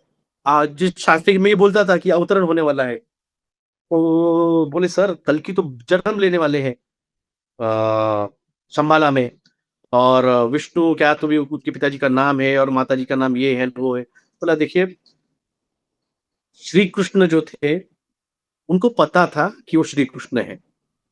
उन्होंने अपनी माँ को मुँह खोल के दिखा दिया, ये देख ब्रह्मांड माँ। श्री राम को पता नहीं था वो श्री राम थे। अगर श्री राम को पता था कि श्री राम थे, तो रोते नहीं थे। लक्ष्मण जी जब मूर्छित हो गए थे, वो रोते नहीं थे। सीता जी को छोड़ के चले गए। ये जो मेरे पीछे आप कपड़ा देख रहे हैं, ये गमछा, ये मुझे हम्पी में माल्यवंत राम एक मंदिर है। माल्यवंत राम, यानी श्री राम जी जब गए ढूंढते ढूंढते सीता जी को, और नासिक से निकले, और जब उनको गरुड़ पक्षी जो जिन्होंने बचाया था गरुड़ वहाँ ग सीता गरुड़ को। गरुड़ पक्षी, तो वो टहाकड़ी नाम का एक गाँव है, वो टहाकड़ी में उनको वो मिले, और उन्होंने उनको डायरेक्ट किया कि आप पश्चिम की तरफ जाइए, वरना वो जा रहे थे दक्षिण की तरफ जाइए, वो जा रहे थे पश्चिम की तरफ। तो टहाकड़ी नाम है उस गाँव का। नासिक की मेरी विज़िट होती है, हर संडे में नासिक रहता हूँ, तो इसलिए थोड़ा-सा पता है। तो वो टहाकड़ी से वो उन्होंने डायरेक्शन चेंज किया और दक्षिण तरफ गए, वहाँ पे अंजनगिरी पर्वत जो है, वहाँ पे उनको हनुमान जी का वहाँ पे मिलाप हुआ। वहाँ पे उसी माल्यवंत राम मंदिर है वहाँ पे, उस मंदिर के अंदर गुफा है एक्चुअली, उसको मंदिर बना दिया है। तो गुफा के अंदर श्री राम जी 6 महीने तक अपनी माला पे सीता सब राधा कृष्ण के प्रेम के बारे में बात करते हैं। राधा कृष्ण का प्रेम कैसा था? कोई राम जी और सीता जी के प्रेम के बारे में बात नहीं करता है। सिर्फ ये कहते हैं कि सीता जी को आने के बाद उन्होंने अग्नि परीक्षा करवाई और उनको भेज दिया बाहर। पर वो 6 महीने हम्पी में आप जाएँगे कभी, इतने बड़े-बड़े पेड़ हैं, और वहाँ पे इतनी एक्सट्रीम बरसात अभी भी होती है, तो सोचिए वो टाइम पे कितनी होती होगी। तो वो 6 महीने तक अपनी माला पे सीता का नाम जपते रहे। तो वो माल्यवंत राम मंदिर है वो। तो उस इसके अंदर श्री राम जी के अंदर वो अवतरण था। वैसे श्री कृष्ण जी जो थे, उनके अंदर भी वो अवतरण था, और वही अवतरण उन्होंने अर्जुन के कराया है। अर्जुन को उन्होंने जो गीता बताई, उसमें तू कौन है, तू एक आत्मा है, सब कुछ जो उसको बताया, तब उसके अंदर, अर्जुन के अंदर, वो अर्जुन की एनर्जी का अवतरण हुआ, और वो युद्ध खत्म होने के बाद वो चली गई एनर्जी। इसका उदाहरण ये है कि जब श्री कृष्ण ने अपने देह छोड़ा, तो उन्होंने कहा था कि मेरी सारी जो भी 16,000 बीवियाँ हैं, इनको तू लेके जा सेफली। तब जब वहाँ पे आदिवासी भिल्ल लोग जब उन पे हमला करते हैं, तो अर्जुन वो शस्त्र नहीं चला पाता है। जब व्यक्ति वही है, और सब कुछ उसके पास, शस्त्र उसके पास है, धनुष्य बाण उसके पास है, तो वो क्यों नहीं चला पाया? क्योंकि वो उसका एनर्जी का जो काम था वहाँ पे महाभारत में, वो खत्म हो चुका था। वो एनर्जी चली गई थी। श्री कृष्ण जी की एनर्जी जब उन्होंने महाभारत की जब गीता बताई, तो अब ये संजय कहते हैं धृतराष्ट्र से, राजन, कृष्ण की तो भाषा ही बदल गई है। वो तो ऐसे बात कर रहा है कि वही स्वयं है और वही ईश्वर है। तब उस वक्त में वो एनर्जी ने कनेक्ट किया था श्री कृष्ण ने।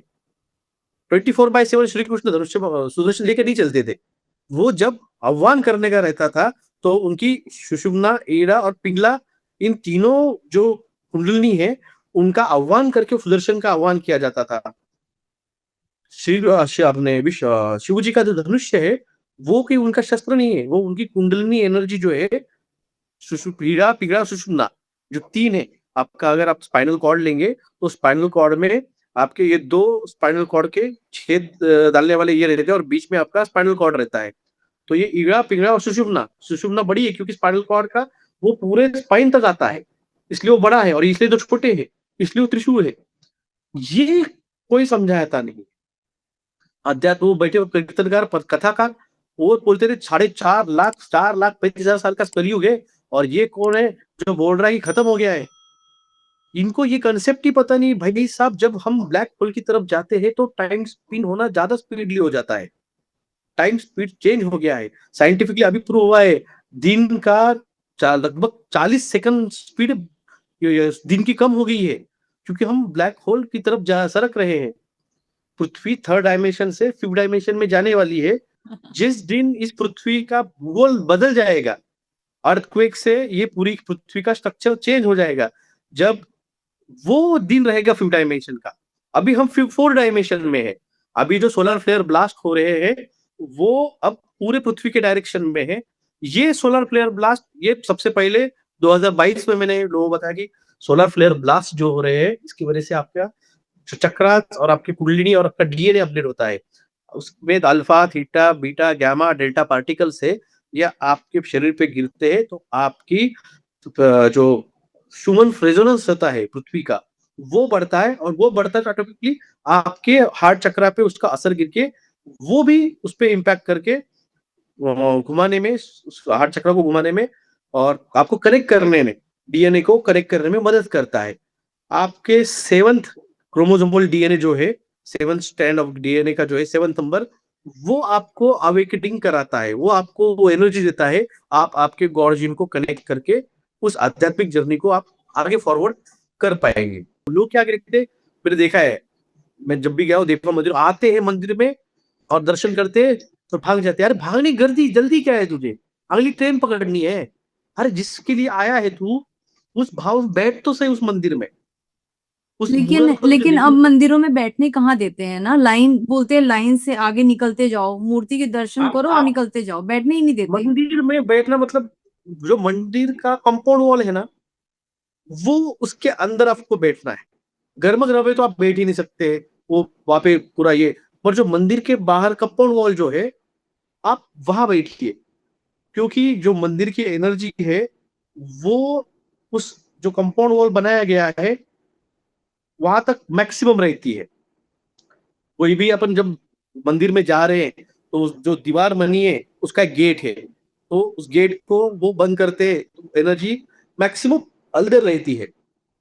अब कई मंदिरों में तो अब गर्भगृह में भी नहीं जाने देते हैं, वो बाहर ही रोक रहे हैं। उनको पता चल चुका है कि भाई साहब ये लोग अब एनर्जी के पीछे आ रहे हैं। 3 साल से मैं हम्पी में गया था, लगभग 4 बार गया हूं मैं हम्पी में। तो 3 साल पहले जब गया था, तो कई सारे मंदिरों में एंट्री करने देते थे वो। अब ऐसा है कि हम्पी में कई वहां पे मूर्तियां नहीं है। हम्पी की खासियत है, हम्पियों में मूर्तियां नहीं है।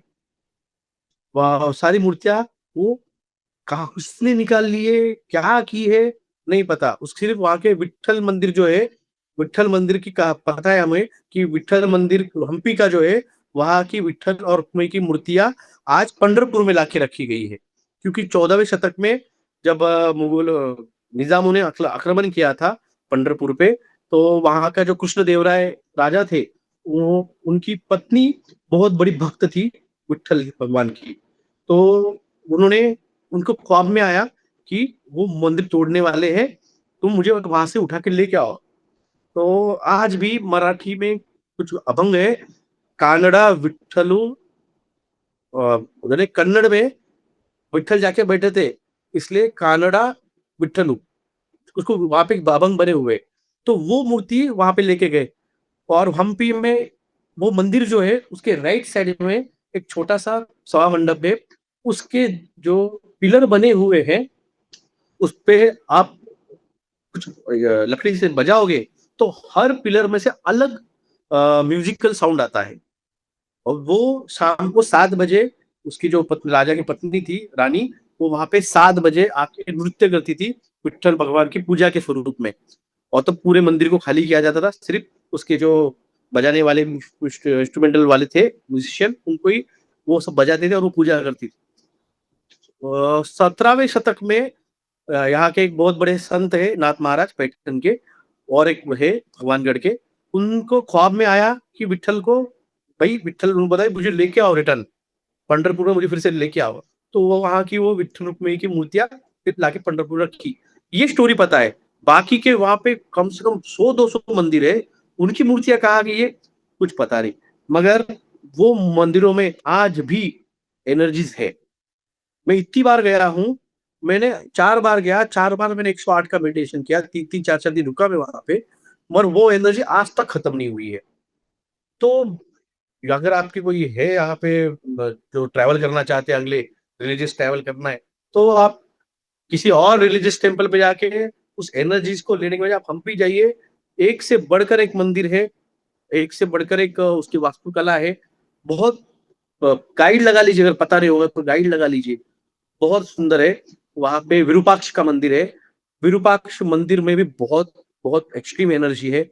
वहाँ पे चक्र जो है, जहाँ पे श्री राम जी ने भगवान शिव की पूजा की थी और उनको सुदर्शन चक्र मिला, वो स्थान वहाँ पे है तुंगभद्रा नदी के किनारे।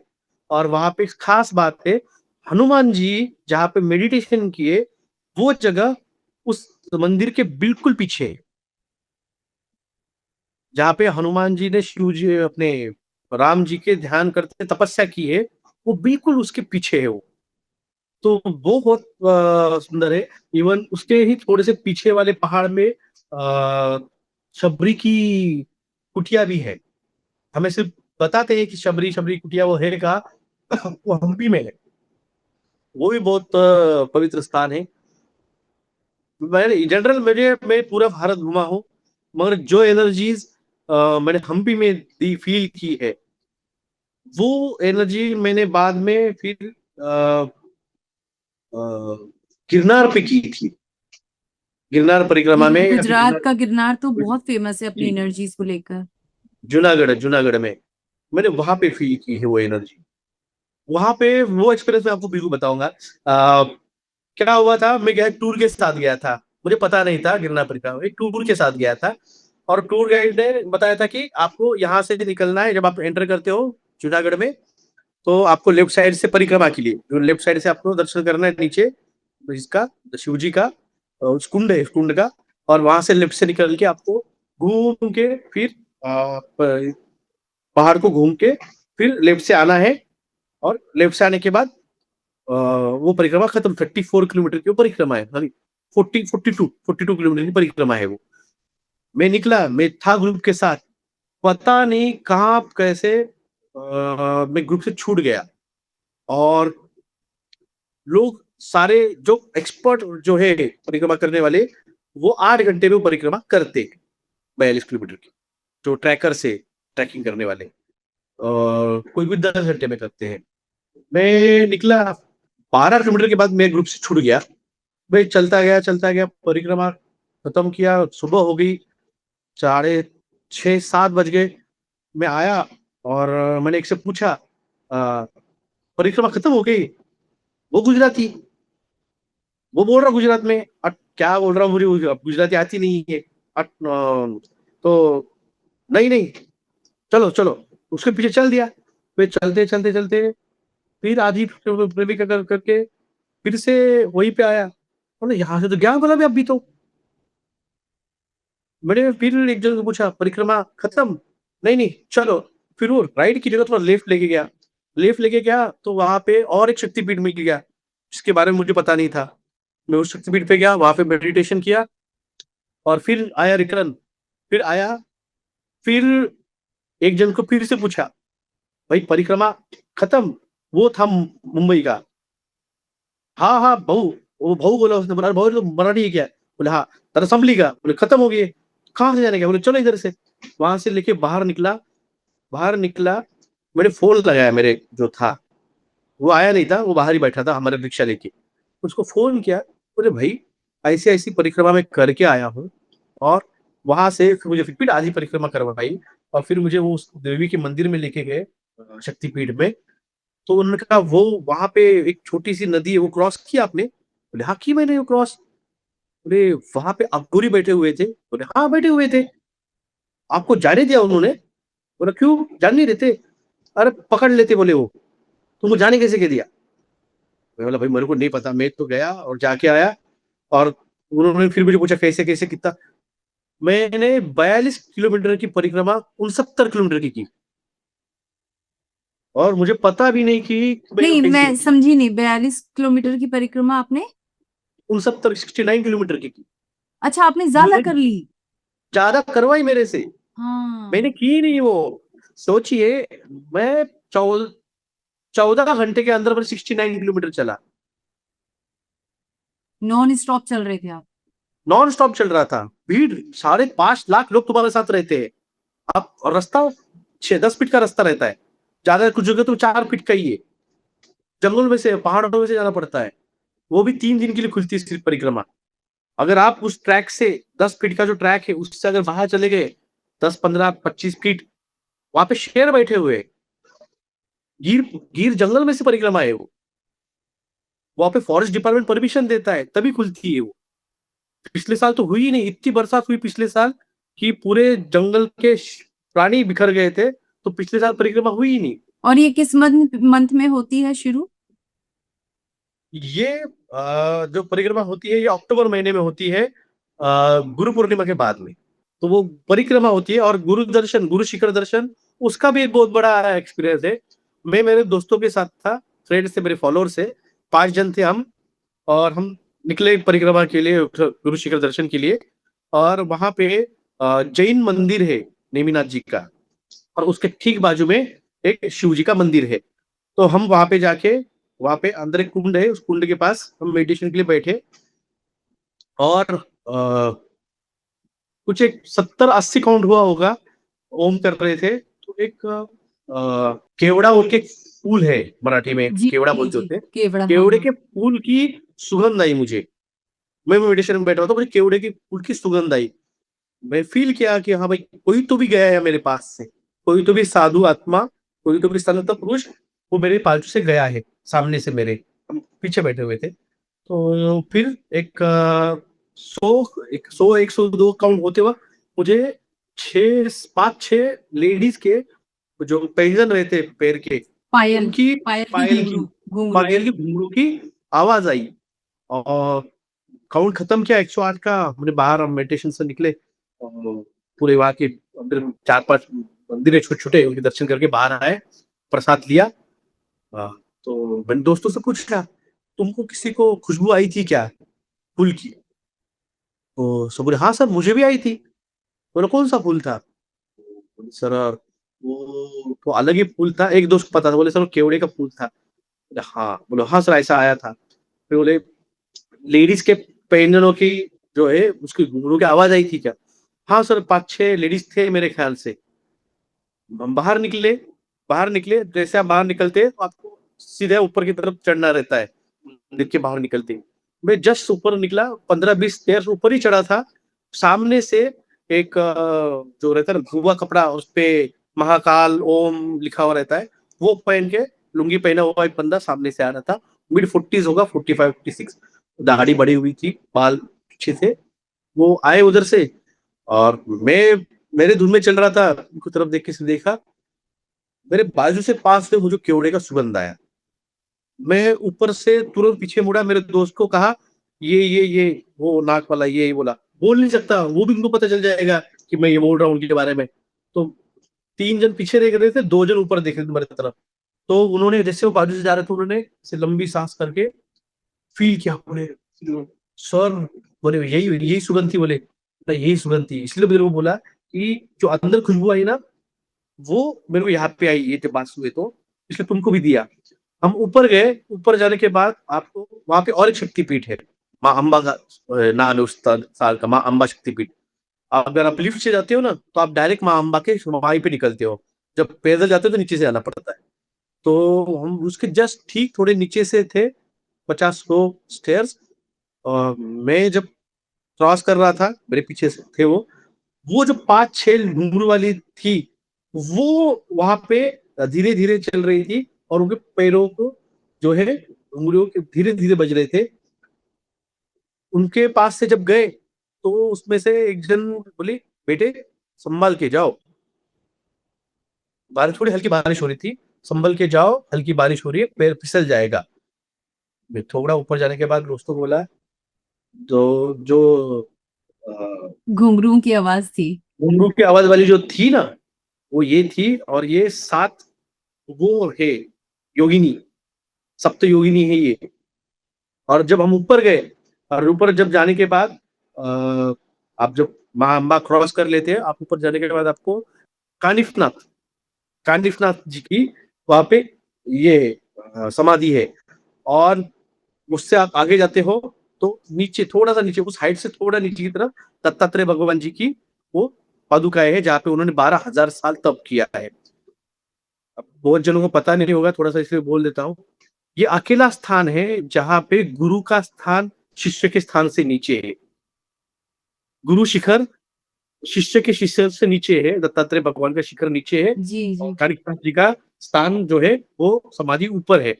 तो कानिफनाथ जी की ये कथा थी कि जो मच्छिंद्रनाथ उनके जो गुरु थे, जो जूनागढ़ में वहां पे रहते थे, मेडिटेशन करते थे, ध्यान करते थे, पूजा करते थे। एक दिन उनको मेरी यात्रा में ये मेरा जो मुझे पता चला है वो मैं आपको दे रहा हूँ, ताकि आपके भी जो है पता चले। ये थोड़ी अलग बात है कि गुरु का स्थान शिष्य के स्थान से नीचे क्यों है। जूनागढ़ में सब क्या है, और यही चल रहे थापड़ा फेफड़ा। तो एक दिन उनके भीख मांगने गए थे, भिक्षा भिक्षा मांगने, तो भिक्षा में उनको आलू उड़े मिले 2। गुरु जी के पास लेके आए, मच्छिंद्र जी ने खाए, पसंद आ गए उनको, बोले मच्छिंद्र तारीफ, मुझे पसंद आए तो और लेके आ। अब गुरु आदेश है, मना कैसे करेंगे। गए, जिस घर से मिला था, बोला माता जी, वो आलू वड़े आपने जो 2 दिए थे उसको बहुत पसंद आए, मुझे और चाहिए। अब क्या है, जूनागढ़ में सब साधु संत रहते हैं, तो जूनागढ़ वाले कभी कभी परेशान हो जाते हैं। क्या तू भिखारी लोग अ, आते हैं, भीख मांगते हो, फ्री में मिलता है तो डबल आगे हो, शर्म तुमको, ऐसा वैसा। बोले माता जी, आप जो मांगे दे देता हूँ, मुझे बस आलू वड़े दे दीजिए, गुरु को मैं मना नहीं कर सकता। तो तू क्या देगा मुझे, तुम जो मांगोगी दूंगा, तेरी आंख दे दे, बोले निकाल के मुझे। तो कानिफनाथ बोले दो, बोले उनका चिमटा रहता है, जो भी नाथ संप्रदाय होते हैं उनके हाथ में एक चिमटा रहता है, जो भजन करते हैं उससे। उन्होंने तुरंत अपनी एक आंख निकाल के उस माता जी को उन्होंने दे दी, और 2 आलू बड़े दिए, लेके आए। अब गुरु जी सो गए थे, उठा नहीं सकते गुरु जी को। ये बहुत गुरु शिष्य परंपरा में ये बहुत माना जाता है, गुरु को डिस्टर्ब नहीं किया जाता। जब तक गुरु बैठना कहे, बैठा नहीं जाता है। जब तक गुरु आपके सामने है और टेबल पे बैठे हुए, और जब तक गुरु खुद एक निवाला नहीं खाएंगे, तो आप निवाला नहीं खा सकते हो। तभी तो आप वहाँ जब तक गुरु, आदेश वर्ड होता है ना, आदेश। जी जी, अब ये हम मेरे खुद गुरु है। जब आप उनके यहाँ पे जाते, जब तक वो बोले बैठ, तब तक मैं बैठ नहीं सकता हूँ। आप कोई भी, आप प्रेमानंद महाराज के शिष्य देखिए, कोई उनके बराबर नहीं चलता है, सब एक कदम पीछे चलना पड़ता है। गुरु के आप आगे, गुरु के बराबर समांतर नहीं चल सकते, समांतर बैठ नहीं सकते, जब तक वो बोले नहीं, जब तक वो बोले नहीं। तो अब वो जाके खड़े हो गए, गुरु के चरणों के पास वो ले लिया था कटोरे में, वो बैठे। गुरु जी सोए हुए। थोड़ी देर बाद गुरु जी के पैरों को, उसको भी पानी जैसा नरम फील हुआ कि क्या पानी कहाँ से आ गया। गुरु जी उठ के बैठ के देखा, पैरों पे खून लगा हुआ है। तो गुरु जी ने ऊपर की तरफ देखा कि खून कहाँ से आया। उन्होंने अपनी आंख ढक के रखी हुई थी कपड़े से। बोले खून कहाँ से आया है। बोले गुरु जी आपके लिए आलू वड़े लाया हूं मैं। ये आलू वड़े छोड़ी, खून कहाँ से आया है। फिर वो गुरुजी वो माताजी के पास गया, माताजी ने कहा कि तुम क्या भिखारी लोग हो ऐसे-वैसे बोल के, और तू मुझे क्या देगा? तो उन्होंने मुझे आँख माँग ली। तो मैंने उनको आँख निकाल के दे दी। अरे बोले पागल है क्या तू ऐसा-वैसा? बोले गुरुजी आपका आदेश था, आपके आदेश के आगे कुछ भी नहीं। तो मच्छिंद्रनाथ जी भाव ये हो गए, खुश हो गए। वो नाथ संप्रदाय है, वहाँ पे कोई भी ये असंभव नहीं है। उन्होंने अपनी दिव्य ताकत से उनकी आँख उनको फिर से दे दी और उन्होंने कहा कि क्या चाहिए तुझे बोल कानिफ तुझे आज क्या चाहिए? बोले मैं भगवान के दर्शन करना चाहता हूँ। दत्तात्रेय भगवान के मुझे दर्शन करना है। अब मच्छिंद्रनाथ पहले नाथ थे, जो नाथ संप्रदाय के सबसे सर्वोच्च लेवल पे है। तो उन्होंने भगवान से डायरेक्ट बात कर सके, उन्होंने भगवान से प्रार्थना की, दत्तात्रेय भगवान वहाँ पे प्रकट हो गए। कानिफनाथ जी ने उनको प्रणाम किया, बोले गुरु जी आपकी वजह से मुझे भगवान के दर्शन, साक्षात दर्शन हो गए। ध्यान में तो करता हूँ मैं, और साक्षात गुरु जो गुरु मंत्र जो सुनते, जब गुरु का जो सुनते ना, स्वामी समर्थ जो है उनके, गुरु बिना कुछ नहीं होता है, गुरु सब कुछ है, गुरु आपका मार्गदर्शक है, गुरु आपका मोक्षदाता है। तो गुरु जी ने आपको दर्शन करवाए तो बहुत खुश हुए उन्होंने। तो दत्तात्रेय भगवान भी खुश हो गए कि तेरी गुरु पे इतनी श्रद्धा है, तो आज से कानिफ तंत्र विद्या का गुरु मैं तुझे बनाता हूँ। ये जितने भी ब्लैक मैजिक करने वाले हैं, तंत्र विद्या वाले, ये कानिफनाथ जी की ये पूजा करते हैं। तो तंत्र विद्या का गुरु उनको बनाया। तो उन्होंने कहा गुरु जी भगवान आपने तो मुझे दिया है, मगर मैं आपको गुरु ही मानता हूँ। मुझे इतना आशीर्वाद दीजिए कि मैं मरने के बाद भी आपके चरण को देख सकूं। तो इसलिए गुरु स्थान जो है वो शिष्य के स्थान से नीचे है। कालिफनाथ जी की अंश रूपी जो सूक्ष्म शक्ति है, वो आज भी वहां से गुरु जी के, दत्तात्रेय भगवान के चरणों के वहां से दर्शन त्रिकाल करती है। इसलिए वो स्थान ऊपर है और ये स्थान नीचे है। ये आपको श्रोताओं को नई बात पता चली होगी, किसको पता होगी, किसको नहीं होगी। अब हम नाथ संप्रदाय से आते तो हमें पता है, इसके आपको शेयर करना मैंने सोचा। ये अब जाएंगे अगली बार तो आपको वो अनुभव वहां पे मिलेगा। मुझे 3 बार गया हूँ गुरु शिखर पे, तीनों बार ऐसे ऐसे एक्सपीरियंस आए हैं कि प्रचिति देते हैं। जब मैं ऊपर गए कालिफनाथ जी की समाधि पे, वो जो गया था बंदा दाढ़ी वाला, जब मैं वहां पे कालिफनाथ जी के फर्स्ट टाइम जाके समाधि के सामने बैठ के दर्शन करके जब दर्शन किया, वो खुद कालिफनाथ की सेम मूर्ति थी जो मुझे क्रॉस हुई थी। आपको दर्शन हो गए उनके? मैं पता नहीं था मुझे, मैं जब जाके देखा फर्स्ट टाइम, जब ऊपर चढ़ के गया और जब फर्स्ट टाइम जाके देखा, तो वो मुझसे बाजू प्रास हुए थे। गिरनार बहुत अजूबों से भरा हुआ है, वहां पे क्या एक्सपीरियंस देंगे आपको।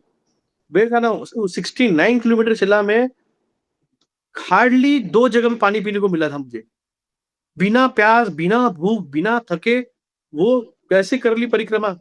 तो जो था, जो मेरा गाइड था, उसने कहा डॉक्टर साहब आपसे करवाइए, आपके पूर्व जन्म के कुछ रह गए होंगे गुरुजी के पास, वो चक्कर आपसे उन्होंने करवा ली इस जन्म में। ये अनुभव है, मेरे मेरे खुद के अनुभव है भाई, बोलता हूँ आपसे। ये क्या क्या कैसे कैसे करवाते हैं, बोल नहीं सकते। मैं एक बार मेडिटेशन करने बैठे था, समुंदर के किनारे गया था और मेडिटेशन के लिए बैठे थे। जैसे वो हाथ रखा मैंने समुद्र में, मेडिटेशन स्टार्ट किया, मेरे बाजू में जो बैठे हुए दोस्त थे, अ, उन्होंने उनका करके हो गया, बाजू बैठ गए। मैं मेरा मेरा चालू था मेडिटेशन, मेरा गुरु मंत्र। वो पानी पीछे जा रहा था समुंदर का, समुंदर की लहरें आनी चाहिए ना इस तरफ, वो पीछे की तरफ जा रही थी।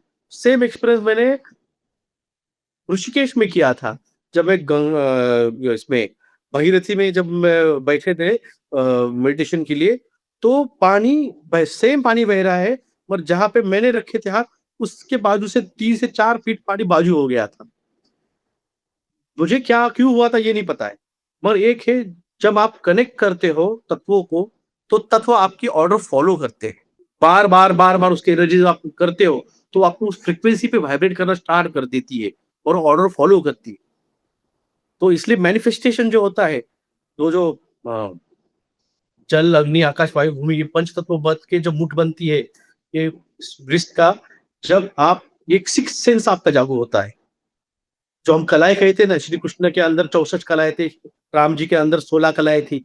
तो ये जो है, ये कलाएं है, सिक्स सेंस है।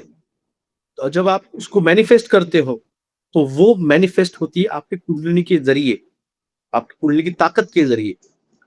ये साइंटिफिकली आप उसको डिसेक्ट कर लो पूरी बॉडी को, कुछ नहीं मिलेगा वहां पे, है ही नहीं कुछ। स्पाइनल कॉर्ड है, स्पाइनल फ्लूइड है और नर्व्स है, और वो जो ताकत है वो आपको पहचानने के लिए आपको उसके लिए प्रयास करना पड़ता है। द्वारका का भी एक इंसिडेंस है। मैं द्वारका गया था, द्वारका मेरे साथ और एक बंदा था, पंजाब का और एक गुजरात का।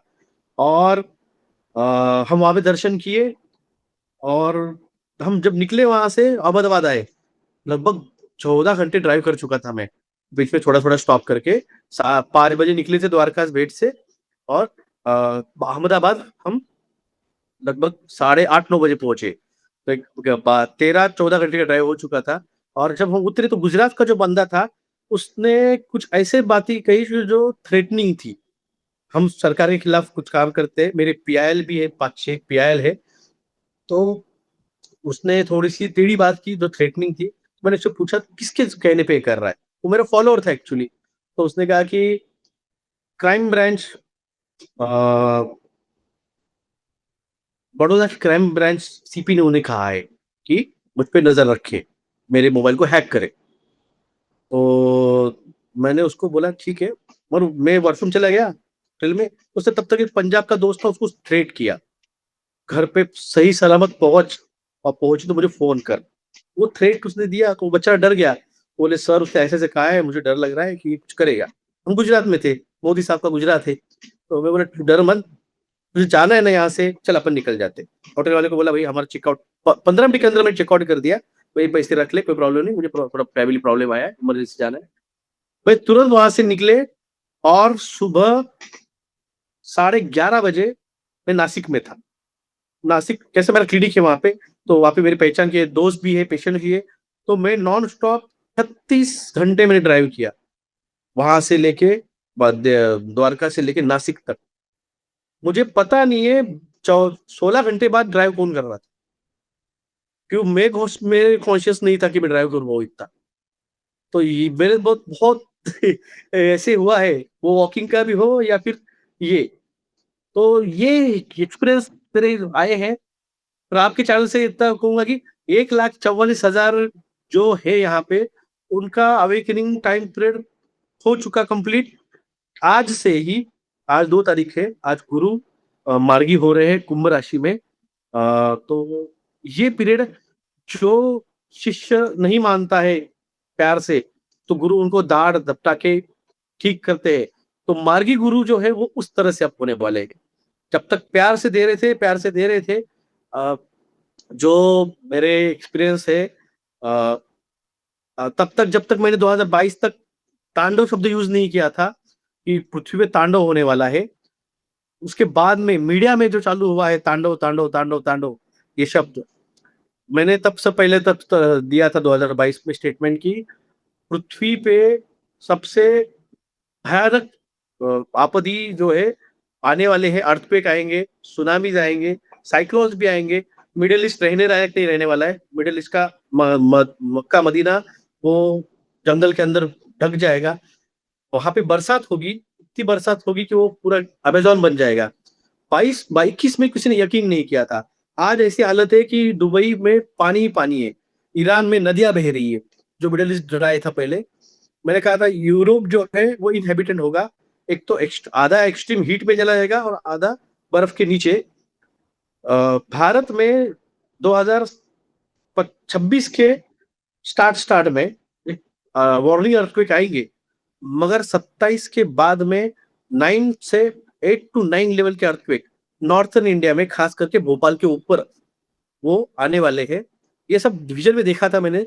उसके बाद में सब यूट्यूब पे अब वो चल रहा है, और कोई उसको गाइड नहीं कर रहा है कि भाई साहब आप इमरजेंसी किट भर के रखो, जितना हो सके उतना आपके सिटीज से, बड़े सिटीज से, मेट्रोपॉलिटन सिटीज से दूर रहिए, क्योंकि बिल्डिंगें हिलेंगी तो आप भागेंगे कब।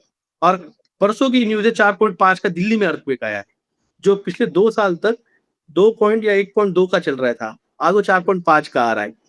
इस दिसंबर 26 के बाद में वो कब 6 और 7 का बन जाएगा, कोई इस पे आपदा या आशंका नहीं है। आप बात तो तो सही कह रहे हैं विलास जी, लेकिन जो लोग जागे हुए हैं ना, वो तो विश्वास करेंगे, लेकिन जो लोग जागे ही नहीं है उन्हें कैसे समझाएं ना।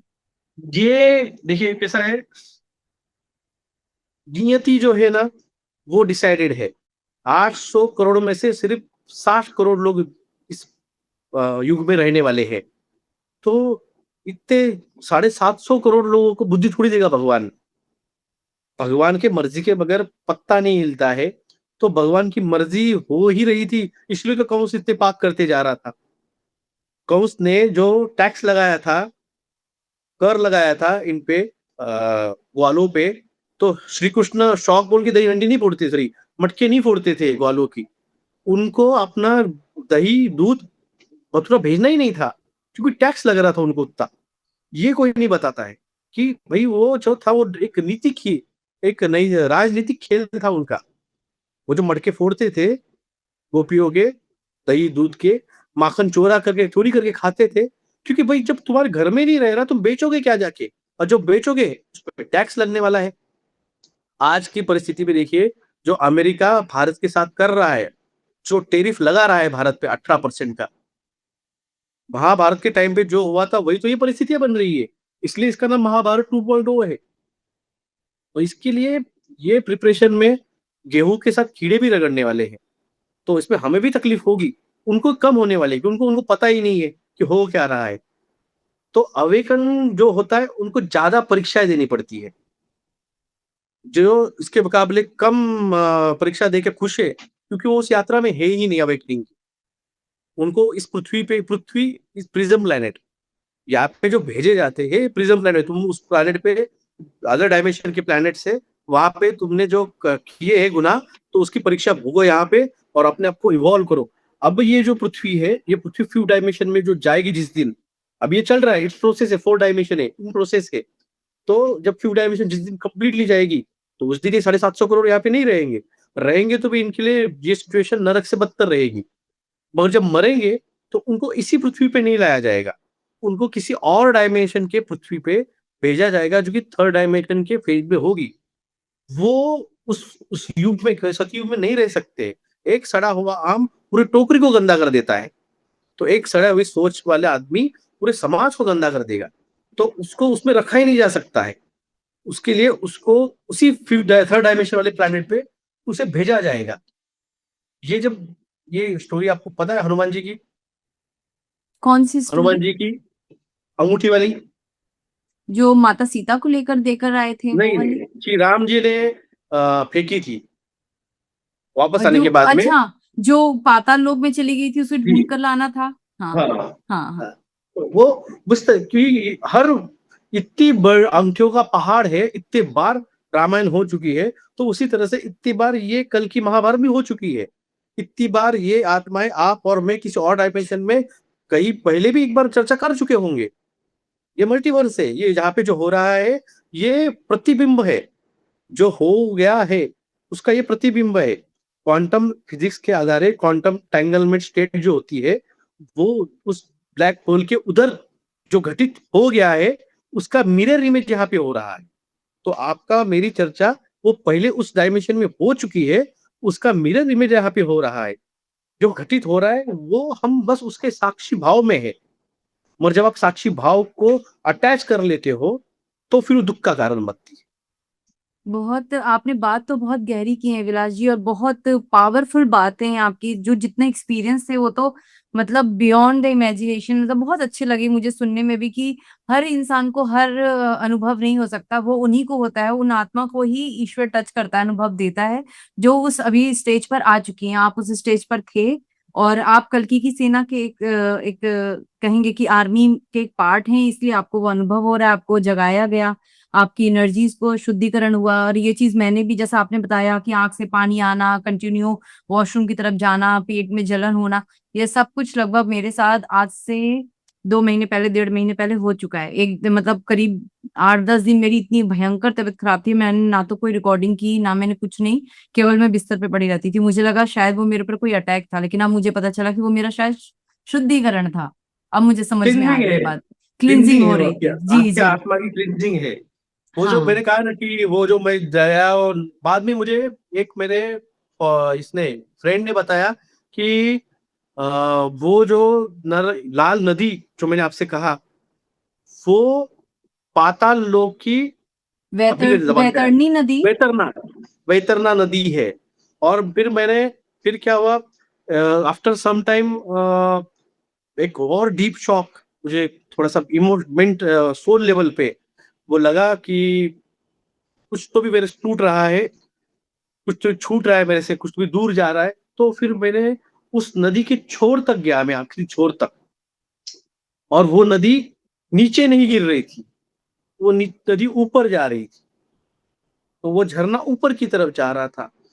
फिर मैंने वो दोस्त को बताया, यार ऐसा ऐसा कैसे, ऐसी कैसी नदी है यार, जो बह रही लाल रक्त में, और उधर जाके वो नदी ऊपर की तरफ झरना बन गई है, ऐसे कैसा हो सकता है। तो उसने फिर मुझे राधा कृष्ण सीरियल का फर्स्ट एपिसोड भेजा, जिसमें धारा राधा बन जाती है। तब मुझे पता चला मेरी सोल गोलोक से आई, मैं उस कृष्ण लोक का हूँ, मेरी आत्मा वहां की है। ये मुझे सोर्स ऑफ ओरिजिन मेरा जो आत्मा का है, तब मुझे पता चला ये मेरा सोर्स ऑफ ओरिजिन है, ये मेरा आखिरी बर्थ है, ये सोर्स ऑफ ओरिजिन वो है, मुझे वहां जाना है। और उसके लिए जो करना पड़ेगा इन लोगों को बचाना, वैक्सीनेशन, मेरी पीआईएल से, जेओमो के ऊपर पीआईएल है, वैक्सीनेशन के ऊपर पीआईएल है, आपके कैंसर पॉजिटिव प्रोडक्ट के ऊपर पीआईएल है, 5G टावर्स के ऊपर मेरी पीआईएल है। तो इन सब मेरा ओरिजिनल यूट्यूब चैनल था, उस पर मुझे लगभग 4 करोड़ व्यूज थे मुझे 8 महीने के अंदर, और लगभग मेरे 350 वीडियोस थे।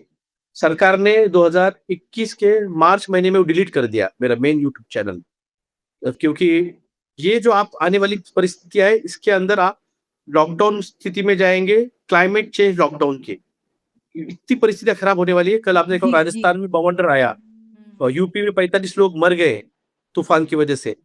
तो ये जो परिस्थितियां है, क्लाइमेट चेंज नहीं तो ये क्लाइमेट लॉकडाउन रहेगा, अर्थक्वेक, सुनामी, साइक्लोन से। और आखिरी इसके बाद में कोई रहेगा तो एलियंस आएंगे। ये मैं आपके चैनल पे ये बहुत बता रहे होंगे, मगर ये मैंने 2021 में कहा था, आखिरी कार्ड रहेगा, एलियंस का रहेगा, डिस्क्लोजर का रहेगा।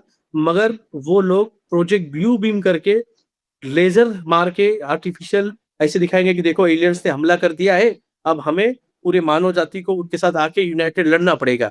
मगर इतना है, जो एलियंस हमारे साथ ही है, हमारे बीच ही है।